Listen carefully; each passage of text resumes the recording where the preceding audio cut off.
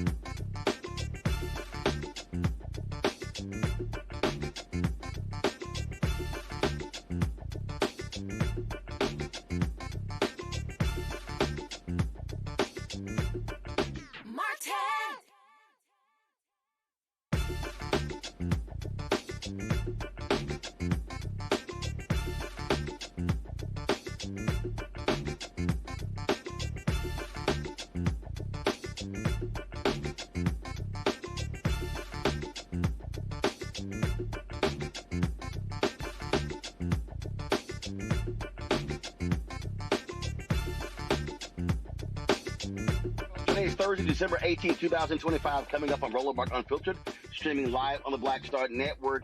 Donald Trump loosened marijuana laws.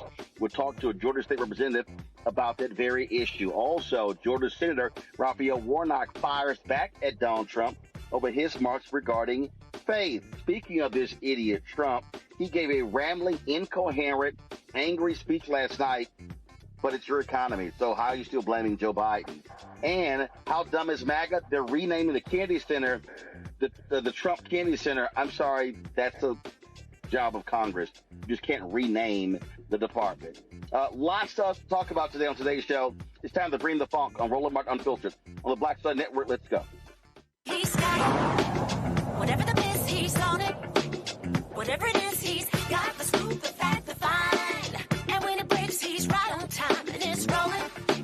Best believe he's knowing. Putting it down from sports to news to politics. With entertainment just for kicks, he's rolling. It's on go, y'all. It's Roland Martin, Rolling with Roland now. He's funk, he's fresh, he's real, the best, you know he's Roland Martin now.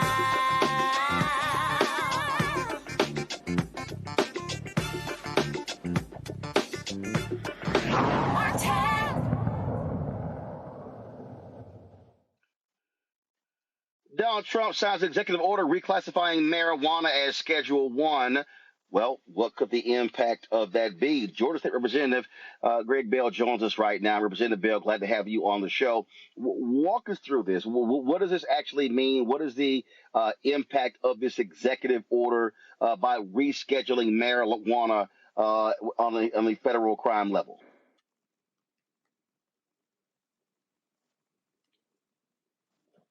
Hey, good to be with you, Roland. How's it going today? Great. Great. Pleasure to be with you from the great state of Georgia, where we believe in the green economy. Okay, so walk us through. What is this, by the reclassification, what does it actually mean?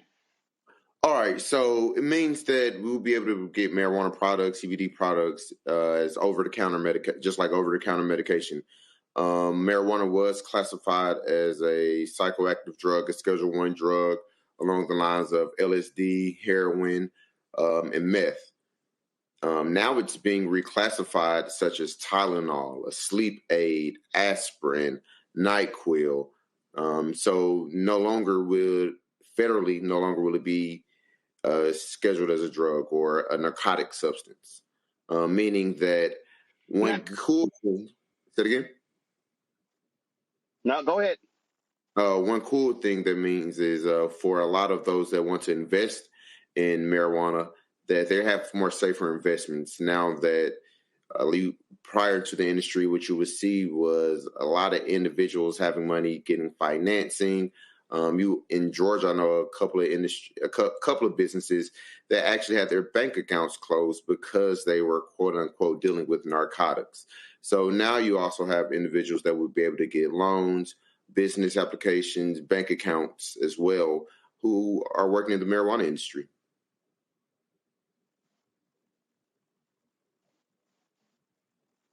So on that particular point there, as it relates to individuals who have been convicted, so this doesn't have an impact on convictions, correct? Not at all. This does not have any impact on convictions. If you have been previously convicted, have an arrest record due to marijuana substances, this does not change that at all. Unfortunately, this does it impact federal law enforcement? So, for instance, when Donald Trump, when he put all of these federal law enforcement officials and National Guard on the streets of D.C., they were stopping people saying, "Hey, you can't smoke marijuana on your porch or outside." So what impact does this have on law enforcement and marijuana? Well, federal law enforcement shouldn't be enforcing those policies anymore now that it's scheduled as Tylenol or a normal over-the-counter medication. Where the difficulty was coming with local law enforcement, your state patrol, your city police, your county police, your sheriff. No. I don't mean local. Yeah, I don't mean local. What I mean is now with this reclassification as Schedule 1, that means federal law enforcement, will they be, will marijuana be still criminal? Or is there a certain amount of marijuana that you have to have? And so what is this by reclassifying as Schedule 1, what does it mean for that? Well, for that, again, the one thing means interstate transfer. You would be able to move across state lines with amounts of marijuana. Previously, before individuals would get cases, RICO cases, if they were moving marijuana across state lines. Now that it's been federally declassified, the DEA, CIA, FBI, all those letter organizations shouldn't be going or prosecuting individuals for having marijuana.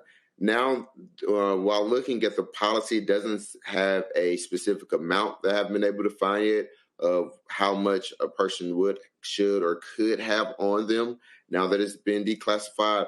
But the prosecution or the prosecution of a person due to having this controlled substance federally, I want to draw that, like we said, we spoke about federally, there's a big distinction between federal, state, and local. Yep. Federal, those agencies should not be prosecuting people. We still have a lot to learn, as it was just declassified.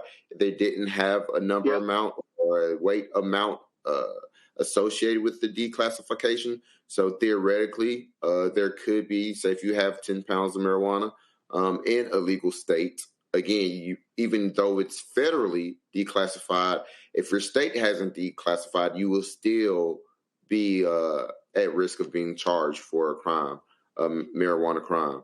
But again, federally, you would be protected. Gotcha. So it's a whole lot to unpack once they get really, it's not like his executive orders are actually specific. So once we get more information, we'll have a better understanding of exactly what all this executive order covers. Oh, yes. So just to be safe, do not smoke or roll marijuana in front of the police just because this order has happened. Again, your state laws have not changed. This does not mean you can go to your weed man, your plug, and go get an ounce or whatever you need and say, well, it's now such as Tylenol. Depending on your state law, your state code, your local ordinances, you still could be prosecuted. This is more so a business move, rather, I see, than actually helping people have access to safe marijuana products or having access to medical health care. Some of the biggest players in this are pushing from the cannabis lobbyists, not from like any lobbyists. I don't think real lobbyists care about people. It's about cents, coins, and dollars. You had stock falling in the cannabis industry. You had individuals having trouble with investments and growing the cannabis industry. So I really see this as more of a capitalistic ploy to make more money. While I do agree with it, let's not be hoodwinked or bamboozled to think that President Trump cares about us. I absolutely agree. So I wouldn't be surprised to be learning in the next days or weeks that he has some kind of cannabis investment. So that would not shock me at all. Well, I know Medicaid is they are piloting a Medicaid program for CBD with this. So I wouldn't be surprised if we got Trump Kush next week or Trump cannabis or something to that effect where he has his hands in it again. I think we have a very narcissistic president that's only in office to stay out of jail and build wealth for himself on the backs of the American people. And although I do agree with this policy, we will soon see how much more wealthy the president will make or become after this declassification. All right. Representative Bell, we sure appreciate it. Thanks a lot. Anytime, Roland, and thanks for what you're doing to keep spreading the message and fight the power. Yes, sir. Appreciate it. Thank you so very much. Folks, got to go to a break. We'll be right back. Roland Martin Unfiltered right here on the Black Star Network. Hatred on the streets, a horrific scene, a white nationalist rally that descended into deadly violence. White people are losing their damn minds. as an angry pro-Trump mob storms the U.S. Capitol. We're about to see the rise of what I call white minority resistance. We have seen white folks in this country who simply cannot tolerate black folks voting. I think what we're seeing is the inevitable result of violent denial. This is part of American history. Every time that people of color have made progress, whether real or symbolic, there has been what Carol Anderson at Emory University calls white rage as a backlash. This is the rise of the Proud Boys and the Boogaloo Boys. America, there's going to be more of this. Here's all the Proud Boys, guys. This country is getting increasingly racist in its behaviors and its attitudes because of the fear of white people. The fear that they're taking our jobs, they're taking our resources, they're taking our women. This is white fear.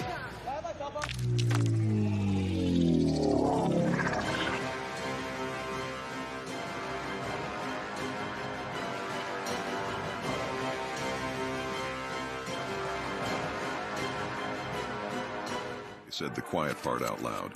Black votes are a threat, so they erased them. After the Supreme Court gutted the Voting Rights Act in 2013, Republican legislatures moved fast. New voter ID laws, polling place shutdowns, purges of black voters from the rolls. Trump's Justice Department didn't stop it, they joined in. In 2018, his DOJ backed Ohio's voter purge system, a scheme that disproportionately erased black voters. Their goal, erase black votes and political power. Yeah, that happened. These are the kinds of stories that we cover every day on Roland Martin Unfiltered. Subscribe on YouTube and download the Black Star Network app. Support fact-based independent journalism that centers African Americans and the issues that matter to our community.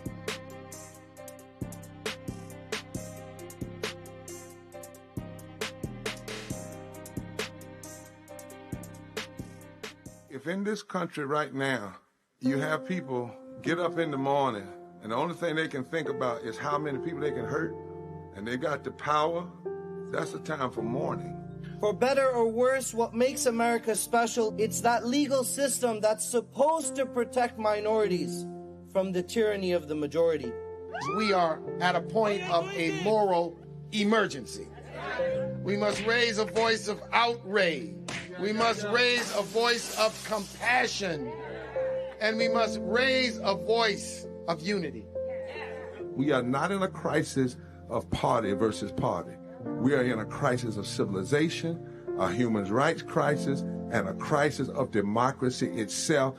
And guess what? You've been chosen to make sure that those that would destroy, those that would hate, don't have the final say, and they don't ultimately win. This week on A Balanced Life with Dr. Jackie, we're talking about the ups and the downs of the holidays, the ebb and flow of life, those things that keep us running and gunning. But you know, there comes a time in each of our lives where we need to just sit down, sit back, and relax, giving you a chance to really find out who you are and how you're going to move your life forward. How do I learn? How do I grow from this? And that's where, resilience comes. I'm literally walking this out in real time. It's just giving myself all the grace, all the space, all the permission that I need. We're talking about all of these things this week on A Balanced Life with Dr. Jackie here on Black Star Network. This week on the other side of change. Book bans, anti-intellectualism, and Trump's continued war on wisdom. This is a coordinated backlash to progress. At the end of the day, conservatives realized that they couldn't win a debate on facts. They started using our language against us, right? Remember when we were all woke and the woke movement and all that kind of stuff?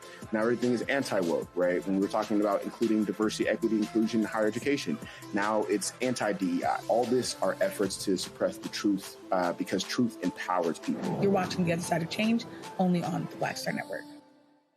Hey, I'm Tasha Cobbs, and you are watching Roland Martin Unfiltered. But I need a little filter. I need something.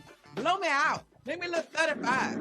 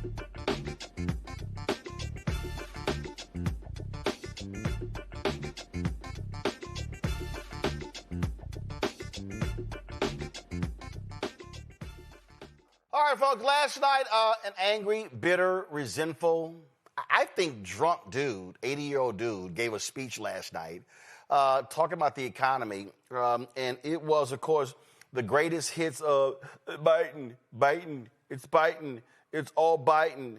It's all because of Biden. All because of Biden. I mean, he just sat here and went on and on and on. On and on and on. And all he did was just blame former President Joe Biden. Here's the problem. This is the 11th month. This is on him. This is the 11th month. And what you saw was this constant just whining, this constant whining about the economy. Now, if you run the numbers, his tariffs have been destroying the company. He promised, day one, prices going down. Day one, everything is going down. Day one. And the dumb people bought it. The MAGA folks fell for it. Oh, yeah, we need a businessman back in the White House. I think this is going to be amazing. I think by putting him back in, we're going to have a golden economy. Everything is going to be amazing. Everything is going to be fantastic. This man is going to come in and he's going to save the day. He is going to return us from this wretched world. Oh my God, we're going to have a boom. We're going to see manufacturing. We're going to see everything explode. I mean, everybody's going to be rich.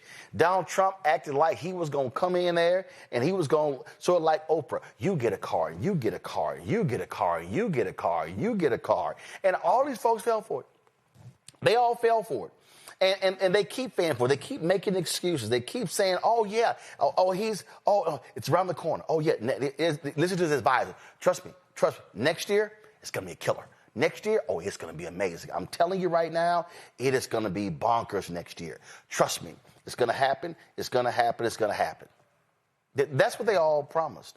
They all promised that. They all promised how amazing it was going to be for all of us. And you know what's happening? His white people are broke. The farmers are losing money. All of this stuff is going to hell in a handbasket.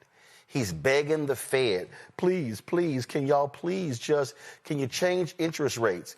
And it's just over and over and over again. Now, here's the other problem. The networks covered this crap. They tried to float that, he's going to announce we're going to war with Venezuela. So they all covered his speech. They all got played again because of stupidity. All right, so just listen to some of it. It was an 18-minute speech. Literally, it was just filled with anger and resentment. I ain't going to play much of it, but if you want to see Stuck on Stupid, watch this. 11 months ago, I inherited a mess, and I'm fixing it. When I took office, inflation was the worst in 48 years, and some would say in the history of our country, which caused prices to be higher than ever before, making life unaffordable for millions and millions of Americans. This happened during a Democrat administration, and it's when we first began hearing the word affordability. Our border was open, and because of this, our country was being invaded by an army of 25 million people, many who came from prisons and jails, mental institutions, and insane asylums. They were drug dealers, gang members, and even 11,888 murderers, more than 50% of whom killed more than one person. This is what the Biden administration allowed to happen to our country, and it can never be allowed to happen again. We had men playing in women's sports, transgender for everybody, crime at record levels with law enforcement, and words such as that just absolutely forbidden. We had the worst trade deals ever made, and our country was laughed at from all over the world. But they're not laughing anymore. Over the past 11 months, we have brought more positive change to Washington than any administration in American history. There's never been anything like it, and I think most would agree. I was elected in a landslide, winning the popular vote and all 7 swing states and everything else, with a mandate to take on a sick and corrupt system that really just took the wealth from people and crushed the dreams of the American people. First of all, do you know how to read? I mean, just making shit up. Just making stuff up. Okay? And then, took the wealth. How much has he enriched himself since he's been back in the White House? Okay, I'm just going to play a little bit more.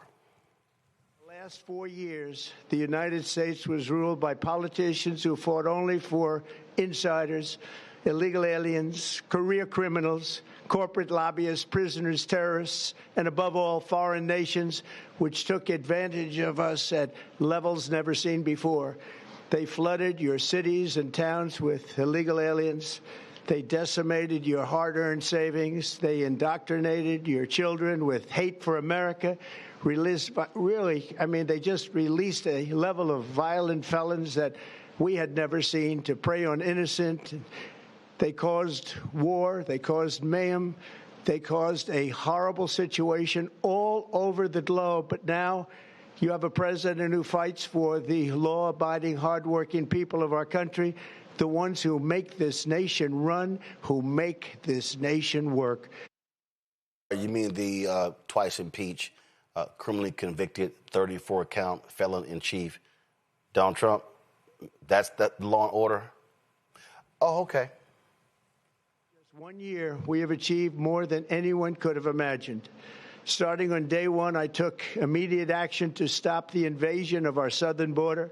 For the past 7 months, 0 illegal aliens have been allowed into our country, a feat which everyone said was absolutely impossible.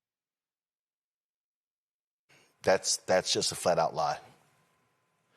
Do you remember when Joe Biden said that he needed Congress to pass legislation to help close the border? He was always blaming Congress and everyone else. As it turned out, we didn't need legislation. We just needed a new president. We inherited the worst border anywhere in the world, and we quickly turned it into the strongest border in the history of our country. In other words, in a few short months, we went from worst to best. We're deporting criminals, restoring safety to our most... Okay, that's also a lie. The reality is Obama and Biden actually deported more people than this idiot did. I'm not going to play any more of this. I'm just going to go to my panel. Again, what you have to understand, y'all, this is just, oh, my God, everything is about Biden's fault. Donald Trump cannot accept the reality that he has destroyed this economy. And no matter how, you cannot tell enough lies to cover up how they have destroyed this economy. Now, rich folks, I saw where Clay Travis, like, oh, this is the best first-ever president in my life. Oh, golfer Bryson DeChambeau. Oh, yeah, if you're rich, you love this idiot. You love this idiot. But that's not what's going on. Dr. Greg Carr, Department of Afro-American Studies, Howard University out of D.C., Reese Colbert, host of the Reese Colbert Show, Sirius XM Radio out of D.C., Joy Cheney, Joy Strategies out of D.C. Glad to have all three of you here. So, Reese, I saw a post where you were like, oh, if we're going to get all this money, and we've gotten, I think it was like 11,000, you're like, oh, my God, this is great. They're liars. But he lies about lies. And here's the deal. These MAGA people, they see what's going on with healthcare, wages, prices going up. They cannot lie themselves out of this debacle.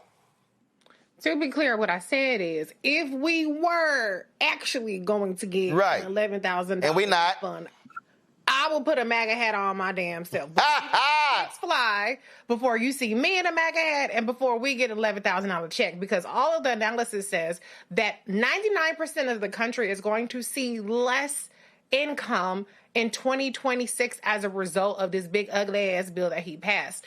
And here is one thing I do very much enjoy about the fact that Donald Trump was given this platform to lie in front of the American people for 18 minutes, is that all he did was sit up here and raise expectations for what he can actually accomplish. Expectations that are in no way, shape, or form going to be fulfilled. People are going to lose money when they file taxes. People are already being pinched in their pocketbooks because of these tariffs.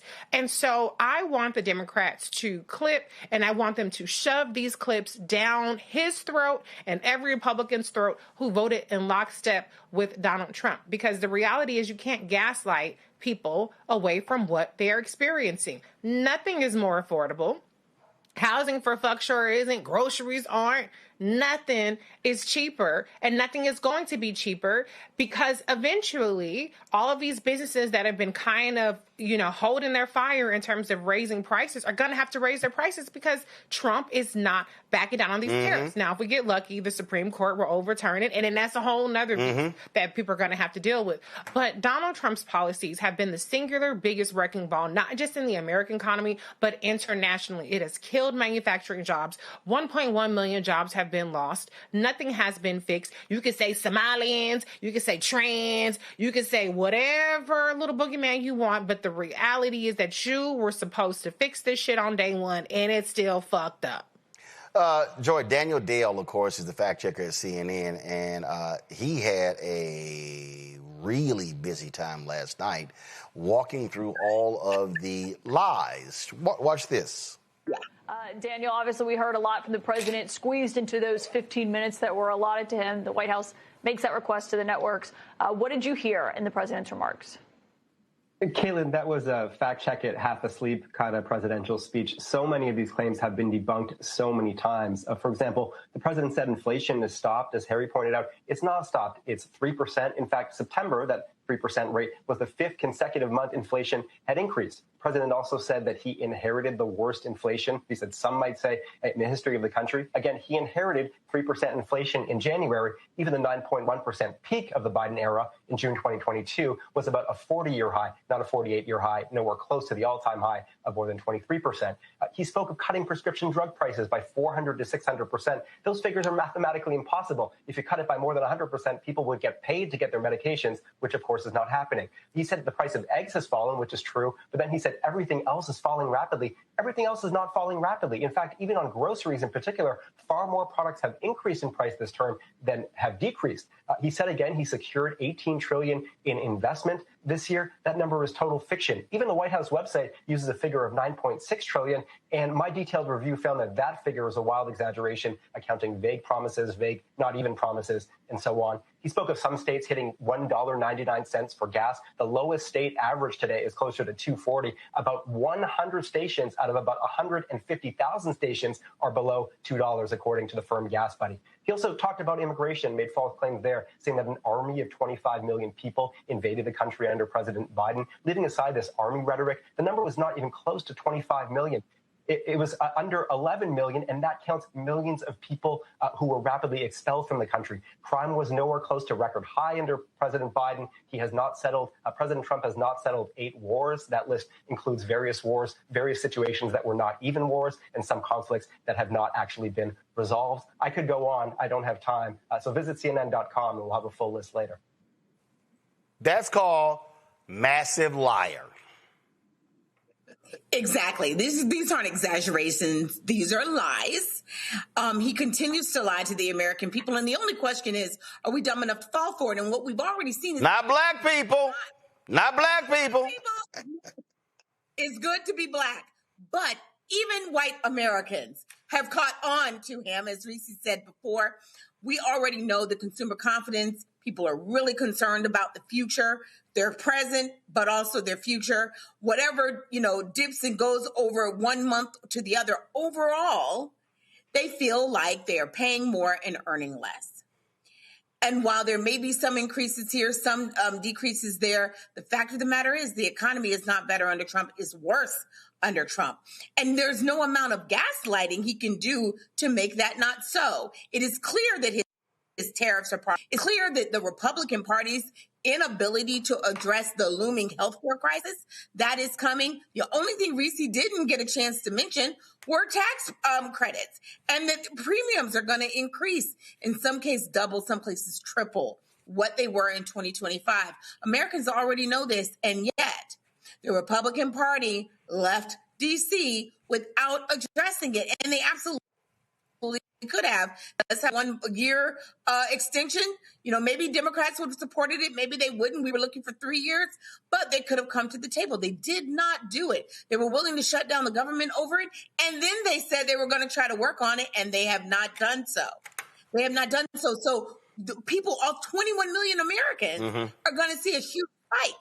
And P.S., it's not just them. Right. There will be residual effects on the rest of us. This is malpractice of a grand order, and Donald Trump is to blame for it, no matter what he said last night. So here's one of the things for me, Greg, and again, and this is one of the problems that I always have with folks like CNN. Daniel Dale had 2 minutes. He said, "I don't have enough time." You're a 24-hour cable network.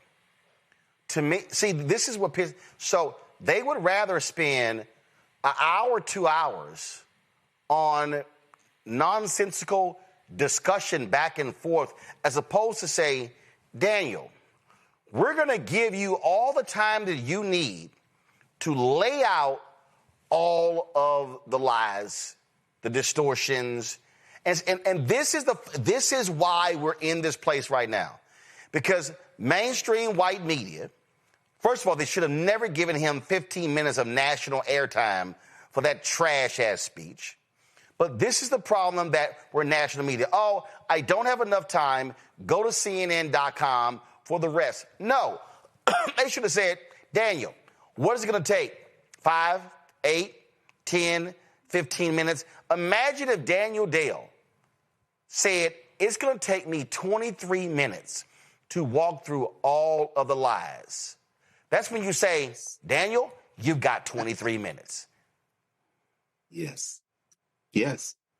Unfortunately, Daniel won't have any minutes soon, even though the Warner Board has said they have advised not to take this propped up deal from the Ellisons and the Saudis and the United Arab Emirates and Qatar in a minute.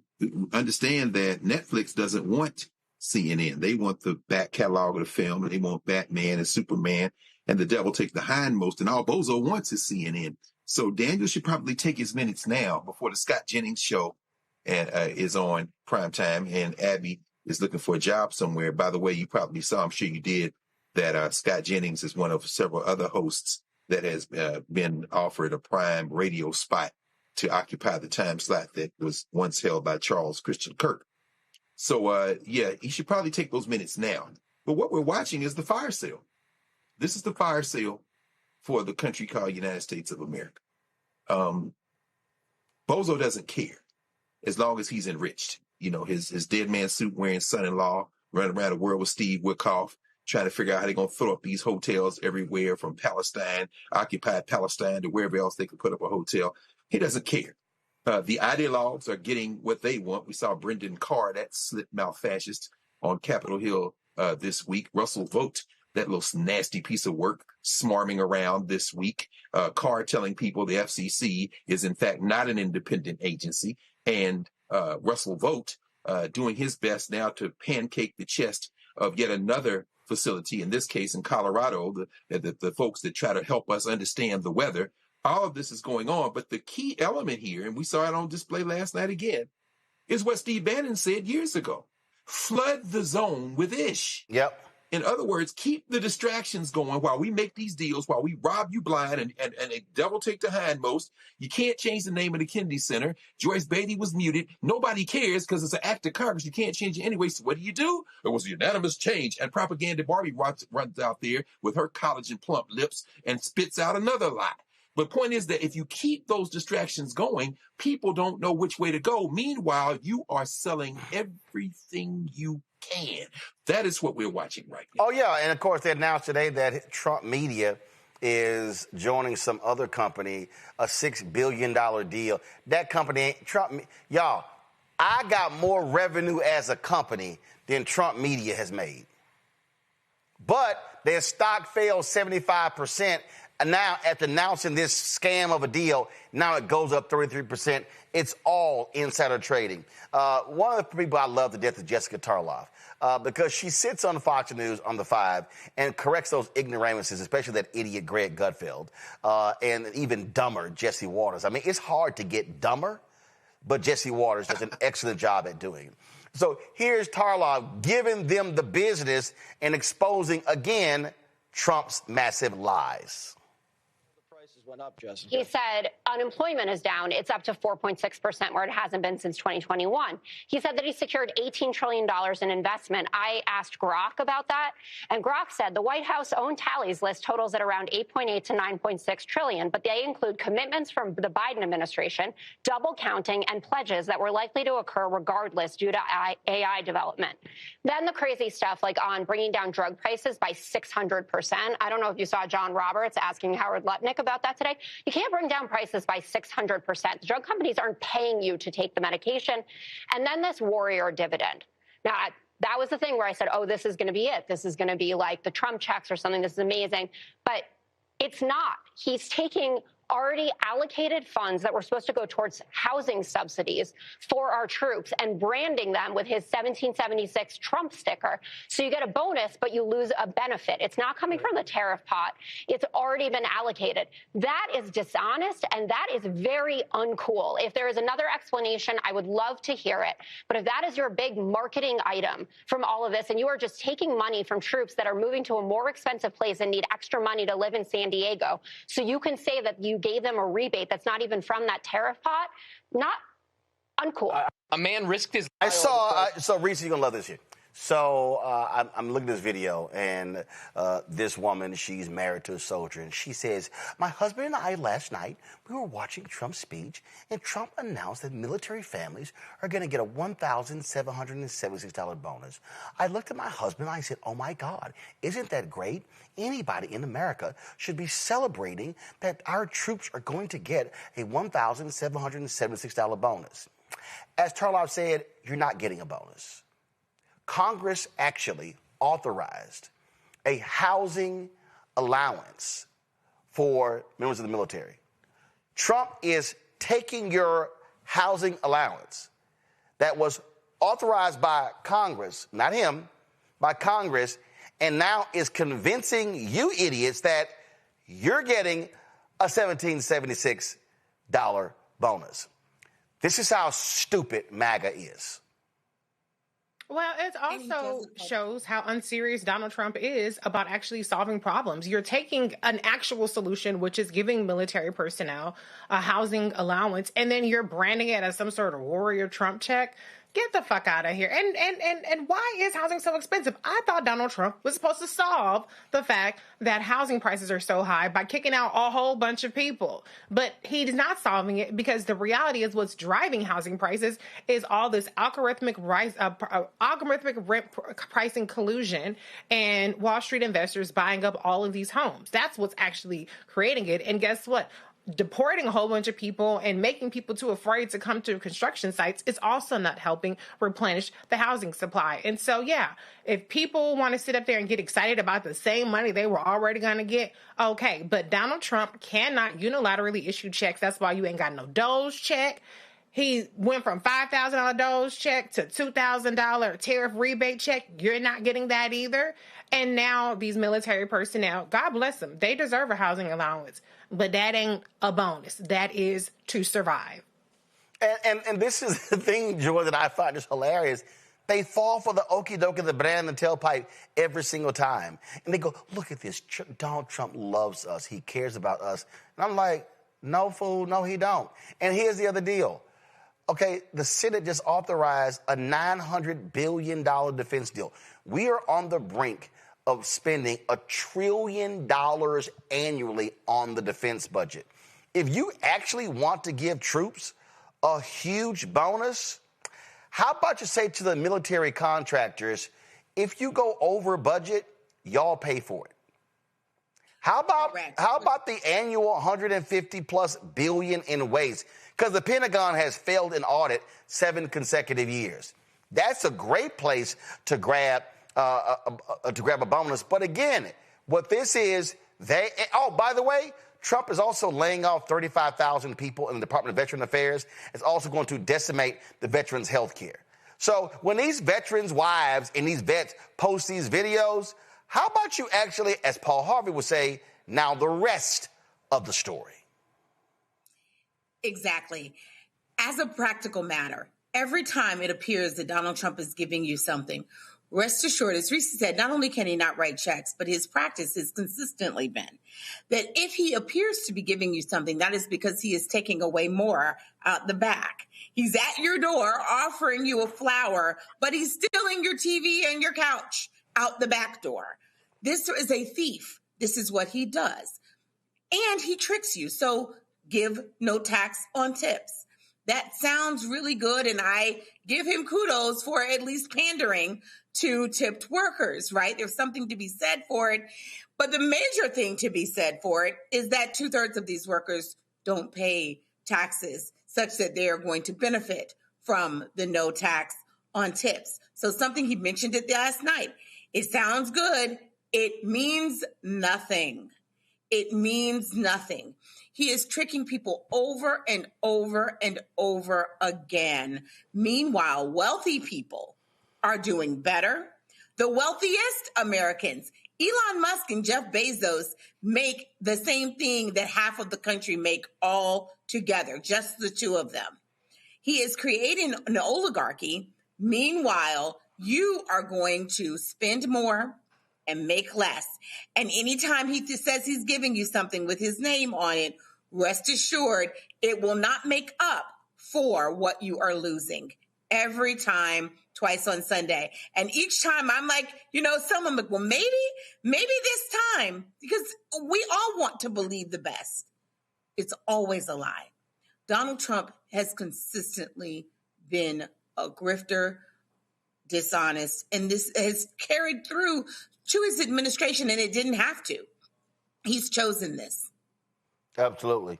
Tied to this, if you will, is Ken Martin, Greg, who is the chair of the Democratic National Committee, announcing that the DNC is scrapping their report of what went wrong in the 2024 election. Had some people who were hitting me today, and they were like, oh, my God, this is ridiculous. They shouldn't be doing this. This is wrong. And I was like, no, actually, it's not. It's not. Because first, I've already seen 2 autopsies. In fact, if I'm correct, and Reese, you may have seen this as well, and Greg and Joy, y'all may have seen this. I swore earlier this week, let me pull it up. I swore earlier this week, or was it last week, somebody posted something called, right here. Somebody posted democratautautopsy.org. And it's a Roots Action Report on the 2024 presidential election. It's called Autopsy, How Democrats Lost the White House. And you can actually download it, and you can read the report online. So if I click right here, I can read the whole report and download it, whatever. And so here's my whole deal. If I'm Ken Martin, I'm not trying to have another what happened last year conversation, because the 2024 election is over, okay? It's over. We all know how they lost. This report says it right here, and it jumps out 6.8 million fewer people voted for Harris than they did for Joe Biden. It talked about the impact of Israel and Gaza. It talked about Harris not cutting herself from a lot of Biden policies. All right, she talked about it in her book. All right, we're good. So if I'm Ken Martin, hell no, I'm not talking about it, because I got these folks on the run. I got Republicans breaking away in the House, scared to death because their own people are going to lose health care, and there are 35 vulnerable Republicans like, oh, shit, we might lose our jobs, might lose the House. You got senators, Joni Ernst, not running for re-election. Susan Collins is in trouble in Maine. You've got Republicans cannot find a top candidate running against Ossoff in Georgia. They're scared to death of Roy Cooper in North Carolina. And so why in the hell would I put a report out that's going to lead to massive negative headlines and crapping all damn day when they're catching all the heat? To me, hell, that's called smart politics. Yeah, in fact, but to be even smarter, they maybe should take a page from the white nationalist party. Remember when Barack Obama won re-election in 2012? And they had the autopsy, the GOP autopsy. And the report said, you know, Romney didn't reach out to these minorities and they need to make a kinder, gentler GOP. There was a madman sitting in his golden tower in Manhattan that tweeted out, that's absurd. You need to double down. Leave that immigration alone. We're talking about immigration reform. That was Donald Trump. Notice how quickly they shut the F up once they quadrupled down on white supremacy and took the White House in 2016. Let's fast forward to now. Ken Martin's on the right road. But to continue on that road, and Reese, thank you, sis, for taking some of our cosplay left friends to the woodshed around Jasmine Crockett, because, you know, you read 2 pages of Karl Marx and all of a sudden you're some kind of genius. And I didn't realize the corpse of Jill Stein was still animated until I see them floating around on some of these left websites. But at any rate, the whole point is, at this point, what you don't double down now on, Democrats, is chasing these toothless white voters that ain't never coming back to you. Yep. Now you go in the opposite direction. You go to Mamdani, you go Ken Martin and them. If you're not ready to do that, you need to be quiet. Finally, let's be crystal clear about what we're facing right now. Donald Trump's scared of 2 things. He is scared of not making as much money as he can. That's number 2. Number 1, he's scared of Epstein files. Let's be very clear about all of this. This madman is running crazy. And in order to survive, he will do anything since we've been probably on air. You see that TikTok now, the deal is going through. He got his little white supremacist friend, Larry Ellison, and them. They got a little piece of it. A couple other companies got a piece of it. And ByteDance still has a piece of it. Meanwhile, China announced this week they are testing now this huge facility they built to produce the cutting-edge semiconductor chips. China go blow past the United States and all them billionaire fools with all the technology. It's just a matter of time. And so in this collapsing entity we call United States of America, the billionaires are raiding the piggy bank. Bozo's trying to stay out of jail and get him $5 on the way out as well. The world is moving on and preparing for a post-American future. And we, trapped in this entity, got 2 choices. We can pretend like this is business as usual, or we can take a page from the Republicans who said, we're going to go in our direction completely and go in our direction completely. And that means Ken Martin's going to have to probably catch up a little more other than just dead in autopsies. Nah, bruh, you need to come on over here with us. When you're in a media game, Reese, what you don't do is invite you getting pimp slapped. And we all know what would happen. If Ken Martin released this report, CNN, Fox News, MSNBC, ABC, NBC, they will all be booking James Carville, Paul Begalia, every strategist in the world. What if they do? This was bad. This was awful. You would have nothing but, they would knock Republicans off the front page, off the front of the website, off the main line on the stories, and it will all be about how awful Democrats ran in 2024.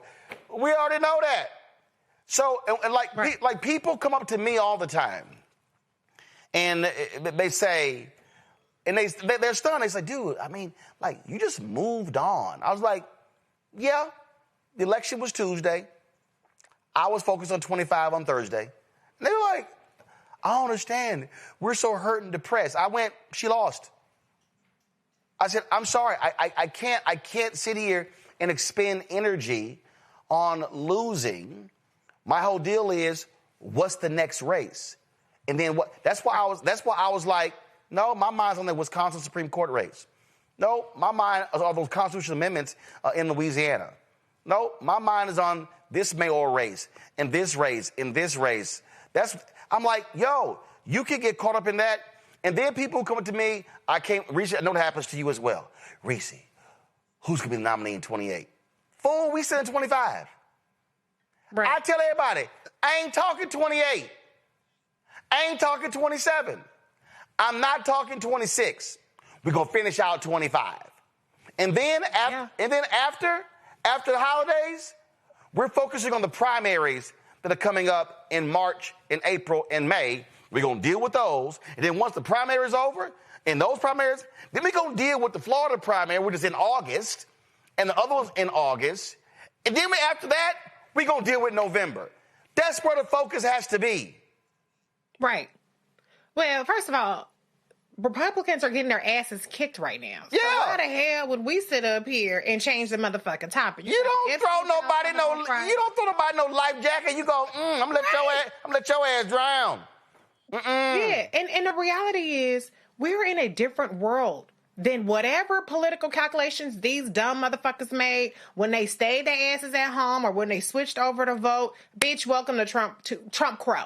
Because it is a whole lot fucking worse than your complaints about Biden is inflation is high. Oh, inflation is even higher and it's not going down. And so if the results that we've been living in over the past 11 months aren't enough of a wake-up call to those 7 million fuckers, to those 89 million fuckers, to the 75 million fuckers who voted for Trump, then what the hell is a goddamn PDF going to do? It ain't going to do a goddamn thing. So moving right along, figure the shit out, how it works best in your particular race.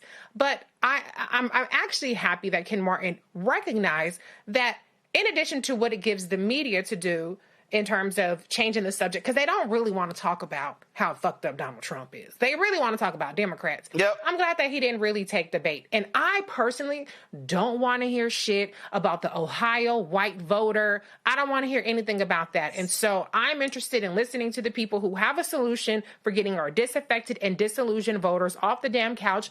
I'm interested in people who want to reach the black voters that stayed home because something didn't resonate with them or because they were effectively targeted with disinformation, and other propaganda. That's what I'm interested in having. We should be having a Project 2028, a Project 2026, a project what the fuck we gonna do for the next 15 days. That's what I want to see, not a goddamn rehashing of what happened in the election. We lost. Get over it. Elections have consequences. So yes, kudos to Ken Martin. You could talk about transparency, all that shit. It don't fucking matter. What's done is done. What are we gonna do to move forward? And guess what? That moving forward does not look like telling black women, telling black people to go to the back of the bus. You're a great white hope candidate. Everybody's going to have to compete. And good luck on activating the people that are actually reliable Democratic voters. And good luck on getting people who have felt completely left out of the system to the ballot box. If you can do that, you can win. You ain't got to worry about who else is running. Your ass can win. That's right. That's right. So, Joy, you have to follow. That was like 11 F words, and that were 3 MFs. Was it? I don't know. Was it that many? Yeah, it was that many. Like when you hit like 6, I was like, I got to start counting. Then it was like my bad. Another one, then another one, then another. So can't none of y'all send me no emails about me cussing. Oh, I get all the hate mail for you. I get all the hate. I get everybody on my ass, and that was 3 F words and 3 MFs. 11 F words and 3 MFs. Joy, you got to follow that. Fuck it, it's the end of the year. Now, listen. Here's the only thing that Ken Martin could have improved upon. I wouldn't have even released it. I wasn't releasing it. He didn't even really owe us all of that. And let's be clear, just because they're not releasing it doesn't mean they're not learning from it. What the American people need are results. What we want from the DNC is an actionable plan. We don't need to all discuss it. We need them to discuss it. We want them to do it. We want them to get us wins on the books. Forget transparency. Forget all of this, whatever. Wins on the books, hook or crook, however you do it.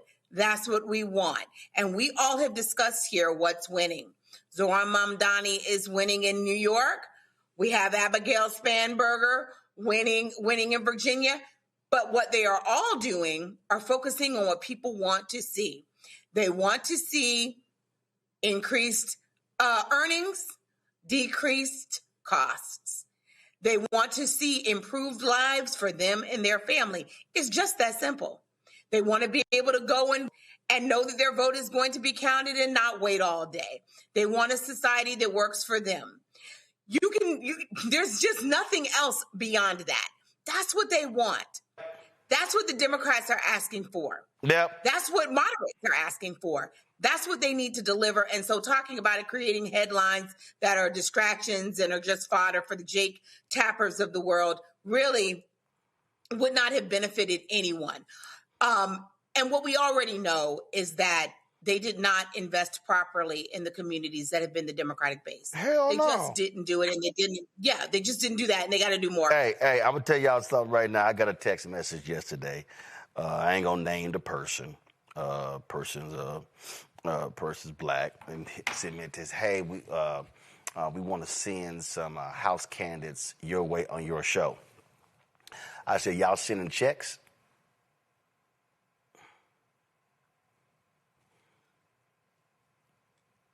I said, let me be real clear. The DCCC didn't spend any money on ads in 2024.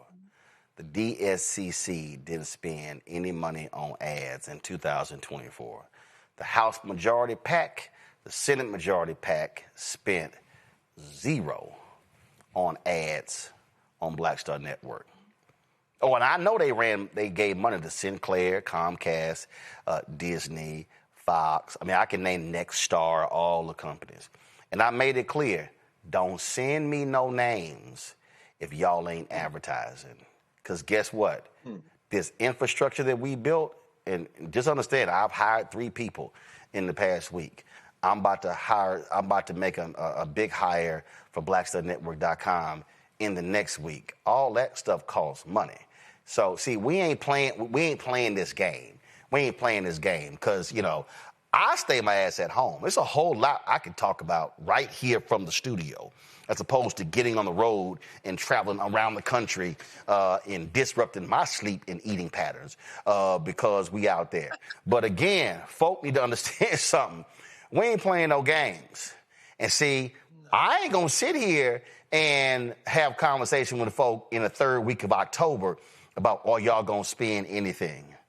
Let's just be real clear where I stand on that. And for all you Simple Simon Negroes out there who like, you got to check, you got to check, you got to check. Well, guess what? They going to run ads on iHeartRadio. They going to run ads on Urban One. They going to run ads on Cumulus. They going to run ads on all these media companies. It is projected that next year, the 2026 election, $10 to $12 billion is going to be spent on the 2026 midterms. Black-owned media, stop acting like a crumb is a meal. That's why a whole bunch of black-owned media people right now are suffocating, look like they got emphysema because they broke, because they keep sitting here promising you meetings. And that's all you get paid in is meetings. So we ain't going to do that. I'm letting y'all know. And let me be real clear before I go to break. This ain't just politics. I've said to Netflix, Apple TV, Prime Video, Peacock, Paramount Plus, Stars, Showtime, HBO, do not call me trying to get celebrities on my show to promote a new show y'all got if y'all unwilling to advertise. Because if y'all value my audience enough to want to promote the show and the celebrity to them, then y'all should be cutting a check as well. Because I could talk about a whole bunch of other stuff, then talk to y'all celebrity. So again, that's the difference when you have integrity and decency and principles where you say, you're not going to play me small. Or as Wesley Snipes said in the movie Rising Sun, wrong Negro, wrong century. I'll be right back. Roland Martin Unfiltered on the Black Stud Network. Support the work that we do. Join our Bring the Funk fan club. If you want to contribute, Cash App, use the Stripe QR code. You see it right here, bottom left-hand corner. PayPal's R Martin Unfiltered. Venmo's RM Unfiltered. Zelle, Roland at RolandSMartin.com. Roland at RolandMartinUnfiltered.com. Check your money order. Make it payable to Roland Martin Unfiltered. P.O. Box 57196. Washington, D.C., 2003 7-0196. Back in a moment. One ad, drop, and then come back to me. Right now, I'm gonna do Sam around 7:20. I'm gonna do this Kennedy Center discussion, and then put them on set. That's the time for mourning. For better or worse, what makes America special, it's that legal system that's supposed to protect minorities. I got it. Just one commercial, drop, come to me. I got it over here. Just be ready to sit here. We must raise a voice of outrage. We must raise a voice of compassion. And we must raise a voice of unity. We are not in a crisis of party versus party. We are in a crisis of civilization, a human rights crisis, and a crisis of democracy itself. And guess what? You've been chosen to make sure that those that would destroy, those that would hate, don't have the final say, and they don't ultimately win. Hey, what's up, everybody? It's Godfrey, the funniest dude on the planet. And you're watching Roland Martin Unfiltered.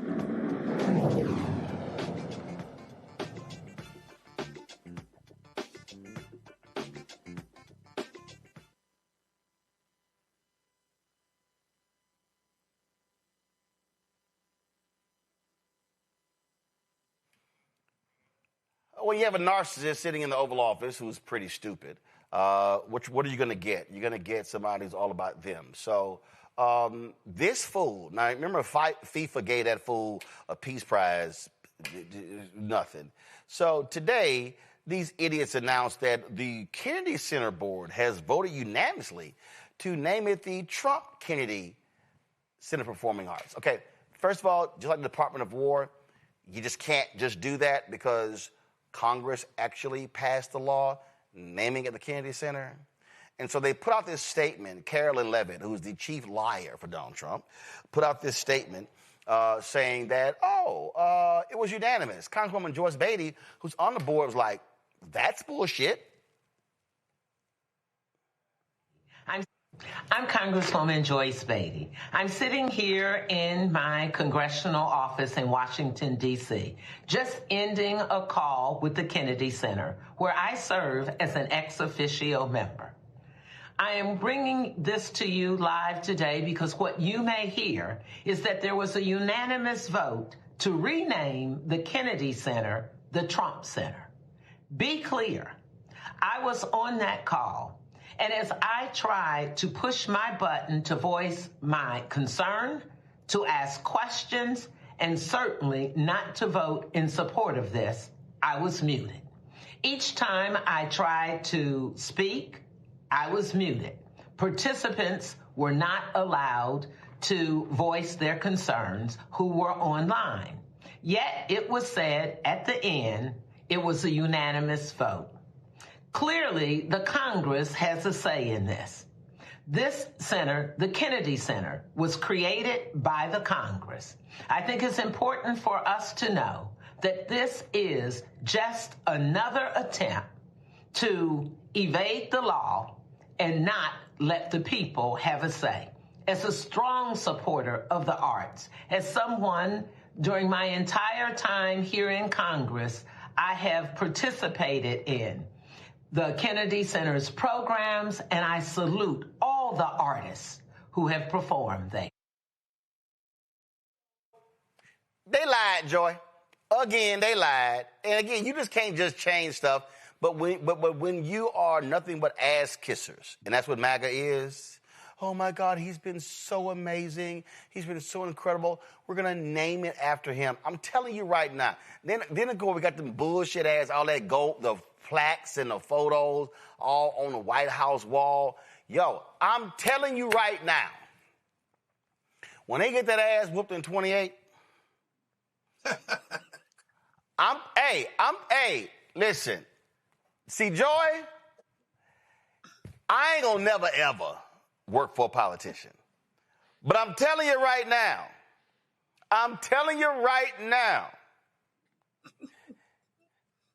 if it's President Westmore on January 2029, if it's President somebody else, I'm going to have somebody at the White House with a big-ass trash can.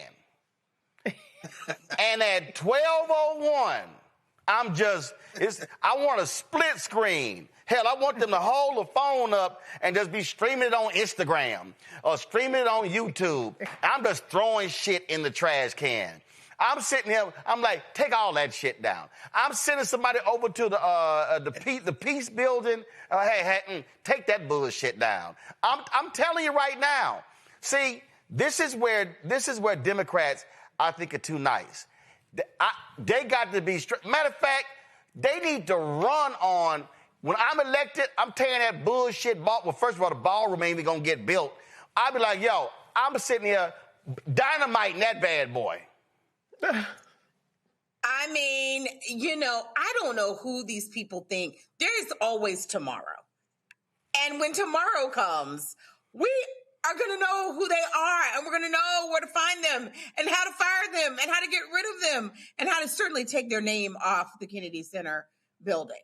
I almost don't want us to push this too much because obviously he can't change the name officially. I would rather him kind of Kabuki Theater change the name so that we don't have to go through the trouble. No. Joy. He's going to send somebody over there to put his name on the side of the building. Oh, to be sure. To change from Department of Defense to Department of War. They've already been taken. It's going to cost $2 billion. They don't care. They don't care. I'm just saying that whether it's officially there or not, we can always undo it. It'll cost us money, but it'll be well worth it to try to wipe this authoritarian period off the history books, or at least so that we don't have to see it every day, and to really show that we're putting down what is this authoritarian insurrection that's happening by MAGA against the people of the United States. But here's what I would say. I hope that media who are reporting this story really focus on the fact that they didn't allow people to really say their piece and to vote, and that that's not legitimate. Because I feel like Joyce Beatty, if she had not come out so forcefully, we never would have known what really happened. And the other members You ain't going to see that clip. You ain't going to see that clip on CNN. Right, which is a real shame, because the notion was that everyone on there agreed and that they agreed to do this, when that's a lie. And so much of this is a lie. What is true is that the Kennedy Center is in financial strain. The Kennedy Center has had a decline in subscriptions, a decline in shows wanting to come there, a decline in audiences. No business could do this work and to be sustainable. Hell no. Hell no. What is great, however, is all the other theaters. I'm a theater goer. On Sunday, I'll be at the Shakespeare Theater watching Guys and Dolls. Yep. All theaters. I was at a theater last week. They're brimming with we ain't got to go there. We ain't got to go there. Reese, I'm telling you right now. Y'all remember 5 years ago? Matter of fact, it's almost to the day. It is to 5 years. This is the 5th anniversary of Kyrie Irving burning sage at the Boston Garden. This is exactly what I will be doing to every federal agency, Reese. When, we removing all evil, nasty ass spirits. And then we firing everybody on every board, every commission. We ain't even waiting till the following week. Everybody getting fired day one. Well, listen, it is it's the 35th anniversary of Waiting to Exhale. So I'm going to channel another iconic moment, which is Bernadine burning all that shit down. She went in that closet. Everything got to go. Hell, she was even burning Rolexes. That's the kind of energy that we need to have when it comes to undoing, dismantling every bit of damage and carnage and vanity and ugly ass tacky decor that this man with his illiterate self who has to talk about what he wants people to type out because he can't barely fucking write or read. Take all that shit out. Take all of it out. Don't leave nothing up there. I don't care if you do like it, still take it out. But you know what bothers me so much about what he's done to the Kennedy Center is not just the naming of it. I'm actually, as disgusted I am by it, I'm happy that it will be so blatantly obvious that this man has put his grubby, degenerate, funky ass hands on the institution so that everybody knows that it's illegitimate. But it saddens me that it is now an illegitimate institution when it was a beacon of cultural inclusivity in our country. Roland, we were sitting up there grooving and dancing before Trump was in office at the Kennedy Center with Club Quarantine in January. He has stripped from the people of D.C., the people of the United States, a place where you could affordably and oftentimes for free take in world-class culture, world-class plays, concerts, comedy, youth programming. He has taken that away the same way that he has taken a hatchet to all kinds of cultural institutions throughout this country. And so as we talk about the disgusting renaming that he has added his degenerate self to, we have to also talk about what he has actually done to bastardize the Kennedy Center and all of our cultural staples in this country. Absolutely. And what's crazy, Greg, is that that was a D.C. family, 47 years. They made the Kennedy Center ribbon and medal. This is a photo of them. Well, Stuck on Stupid is so arrogant that he decided to say, "Oh no, we're gonna just redo it." Same thing. Toss that damn medal in the trash can and bring the one. I'm telling you, listen. We got to deal with 3 years of this scumbag sitting in the White House. But what I keep trying to explain to people, Greg, this is not a moment for folk to just be sitting there pissed off, mad, and upset. This is mobilize, organize. If you cannot stop him because he's going to be sitting in the White House for 3 years. Oh, but you can take the House. You can take the Senate. This is all hands on deck. This is absolutely maximizing every single vote. And I don't give a damn. If you a woman, and I saw a video, the sister, matter of fact, it was one of them Pop the Bloom videos. She actually sent me an email and the dude was like, nah, I ain't really down to vote. She's like, no, I ain't dealing with your ass. I don't give a damn. If you a dude, if you a sister, and that dude you with, his ass say, I ain't voting, I need you to rise your ass on up.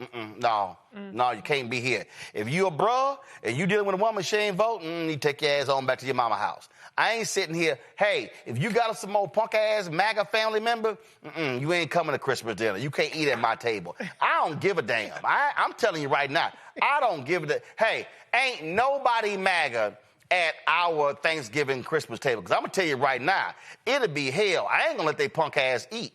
I'm going to tell their ass, matter of fact, I'm going to sit in and say, go and get you the Popeyes, get your ass a 3-piece, and eat that shit in the car, because you ain't coming in this house with a red-ass hat. I'm being straight up serious. Wearing a MAGA hat in my house is like wearing a Klan hood. Yeah, you damn right I said it.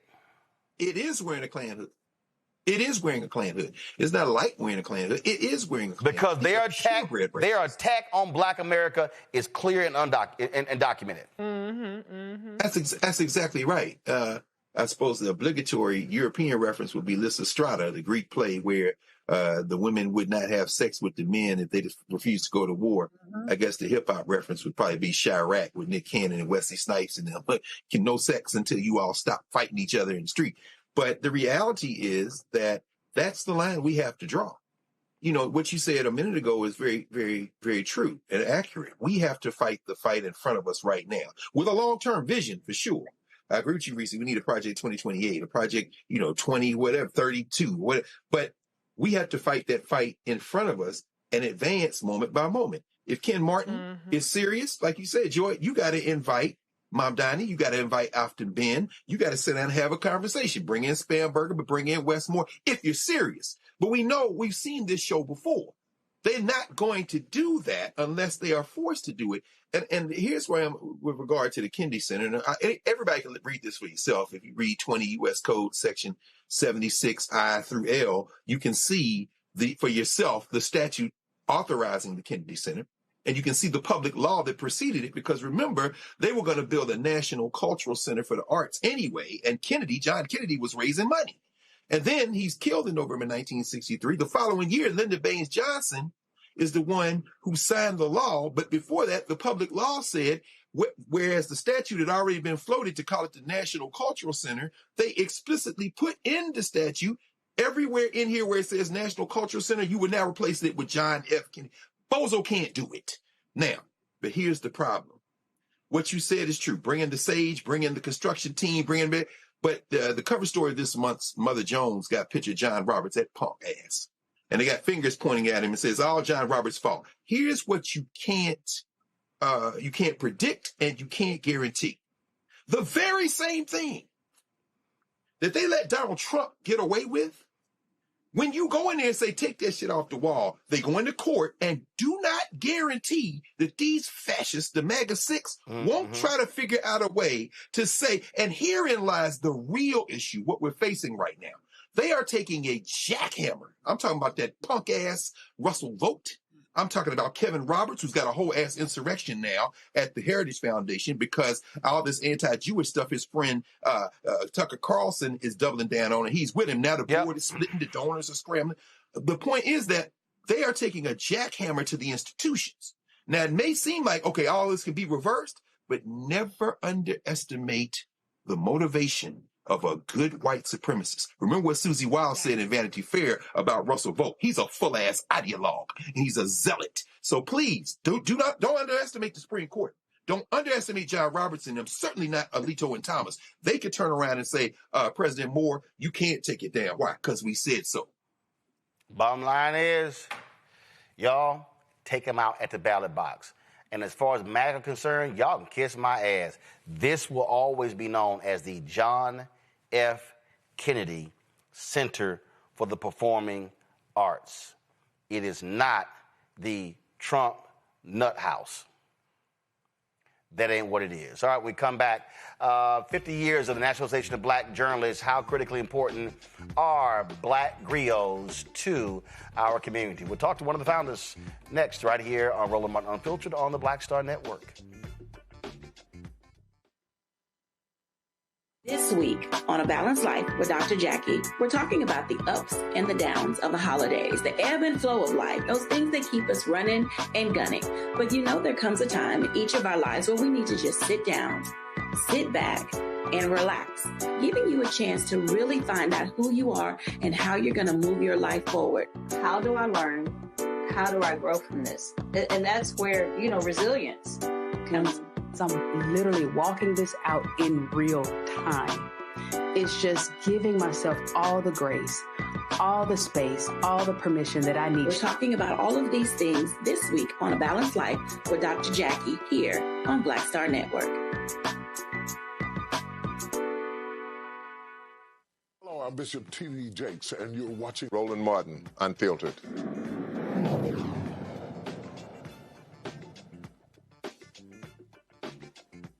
Folks, time for Black Star Network headlines with Brittany Noble. Brittany? Well, Roland, the Y News investigation finds that the majority of children in New Jersey's foster care system are Black and Hispanic. Camden and Essex counties account for the highest number of foster care placements statewide, with Black children making up the largest share in both counties. Across all racial groups, children between the ages of 6 and 12 make up the largest share of foster care placements statewide. In a statement posted on X, FBI Director Dan Bongino thanked President Trump for what he called the opportunity to serve with purpose. He rose to prominence over the past decade as pro-Trump far-right podcaster.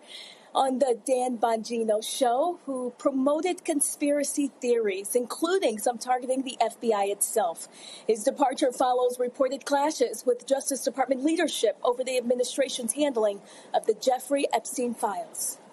Well, the Palm Beach County Commission is investing in a new museum and research library, all dedicated to African-American history. The $80 million project will be housed in a 20,000 square foot, 2-story facility built on the grounds of historic Roosevelt High School in West Palm Beach, once the city's segregated black high school. The development is something alumni have long advocated for. Plans include gallery space, a research library, or history projects, and youth programs as well.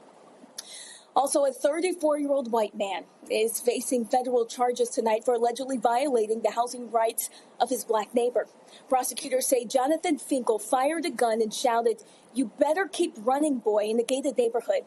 Now, if convicted, he could face up to 10 years in prison on the housing rights charge, plus an additional 10 years on the firearms charge. Now, authorities say this marks the first time that a hate crimes arrest has happened under Richland County's new hate crimes ordinance enacted earlier this month. Well, music legend Dionne Warwick is facing a lawsuit over Doja Cat's hit song, Paint the Town Red. Artist Rights Enforcement Corporation filed a complaint claiming they negotiated the deal that allowed Doja Cat to sample Warwick's 1964 classic Walk On By. Well, the company says that Warwick signed a contract back in 2002 that entitles the firm to 50% of royalties. We will have so much more coming up right here on Roland Martin Unfiltered. We appreciate that. Folks, Friday, December 12th was the, last Friday, of course, was the 50th anniversary, the day the National Association of Black Journalists was founded. One of the folks, Sam Ford, is a founder. This was a video that he put together, and we'll chat with him on the other side of this. Watch this.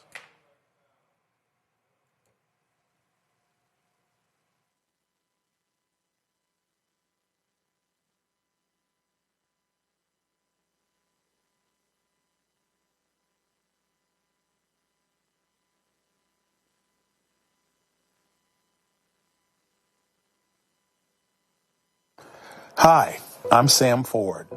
At age 22, I was one of the youngest founders of NABJ. In 1975, I was both a grad student at the University of Minnesota and an on-air reporter at WCCO-TV Minneapolis, being trained on a fast track to become a correspondent for CBS News.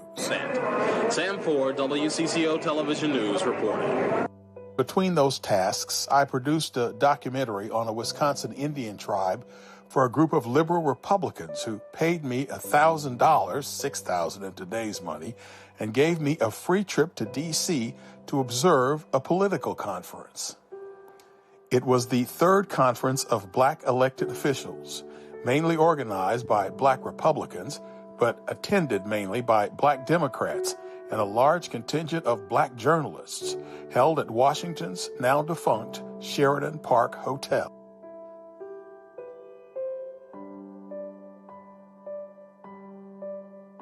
NABJ was created by black journalists there to cover the conference. Many came there for that purpose. They were mainly from Philadelphia and Washington, D.C.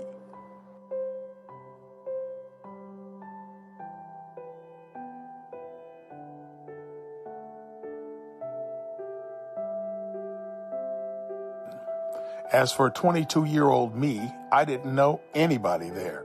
I had seen Reginald Bryant on the PBS show Black Perspective on the News, and I recognized D.C. anchorman Max Robinson from spending summers in D.C. with my sister. He was a trailblazer, the first black local anchor in the country. Reporting the news from Washington is like watching a constantly boiling kettle that often boils over. At the same time as the conference, outside the White House, black protesters opposed President Gerald Ford's joining South Africa in financing a war against the leftist government of Angola. I was just there with my new Minolta 35mm camera and decided my job was to take pictures of these famous black people so WCCO TV could add them to our news files. Wow, 34-year-old Jesse Jackson. He was next to Dr. King when King was assassinated.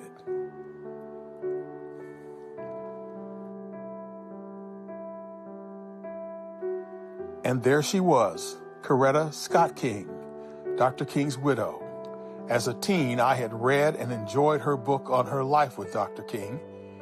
He'd been gone now more than 7 years.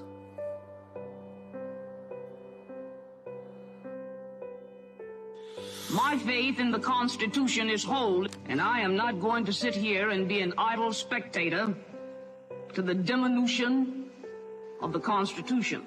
Congresswoman Barbara Jordan of Houston, Texas, whose voice made others stop and listen, a star on the Watergate committee that had led to President Richard Nixon's resignation the previous year. Senator Edward Brooke, Republican of Massachusetts, one of the most distinguished members until his own children later forced him from office for alleged infidelity to their mother. In the middle, Cleveland Mayor Carl Stokes, one of the first black mayors of a major American city. To his right, Carl Rowan, national newspaper columnist and the most famous black journalist of that day. Also there, then three-term Congressman Charles Rangel of New York, who would serve 20 more terms, 46 years. He recently died. Between snapping photos of the black politicos at the conference of 50 years ago, I was in the big suite where NABJ politics were underway. Chuck Stone of the Philadelphia Daily News beat out Max Robinson of DC Channel 9 to be president of NABJ. I had voted for Max.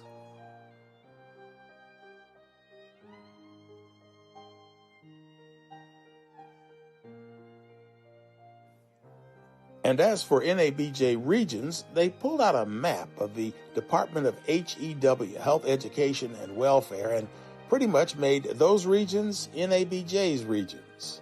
And I became one of the Midwest regional directors, and proud to say, we were the first to organize a regional convention, December 1976, at the Mulebach Hotel in Kansas City.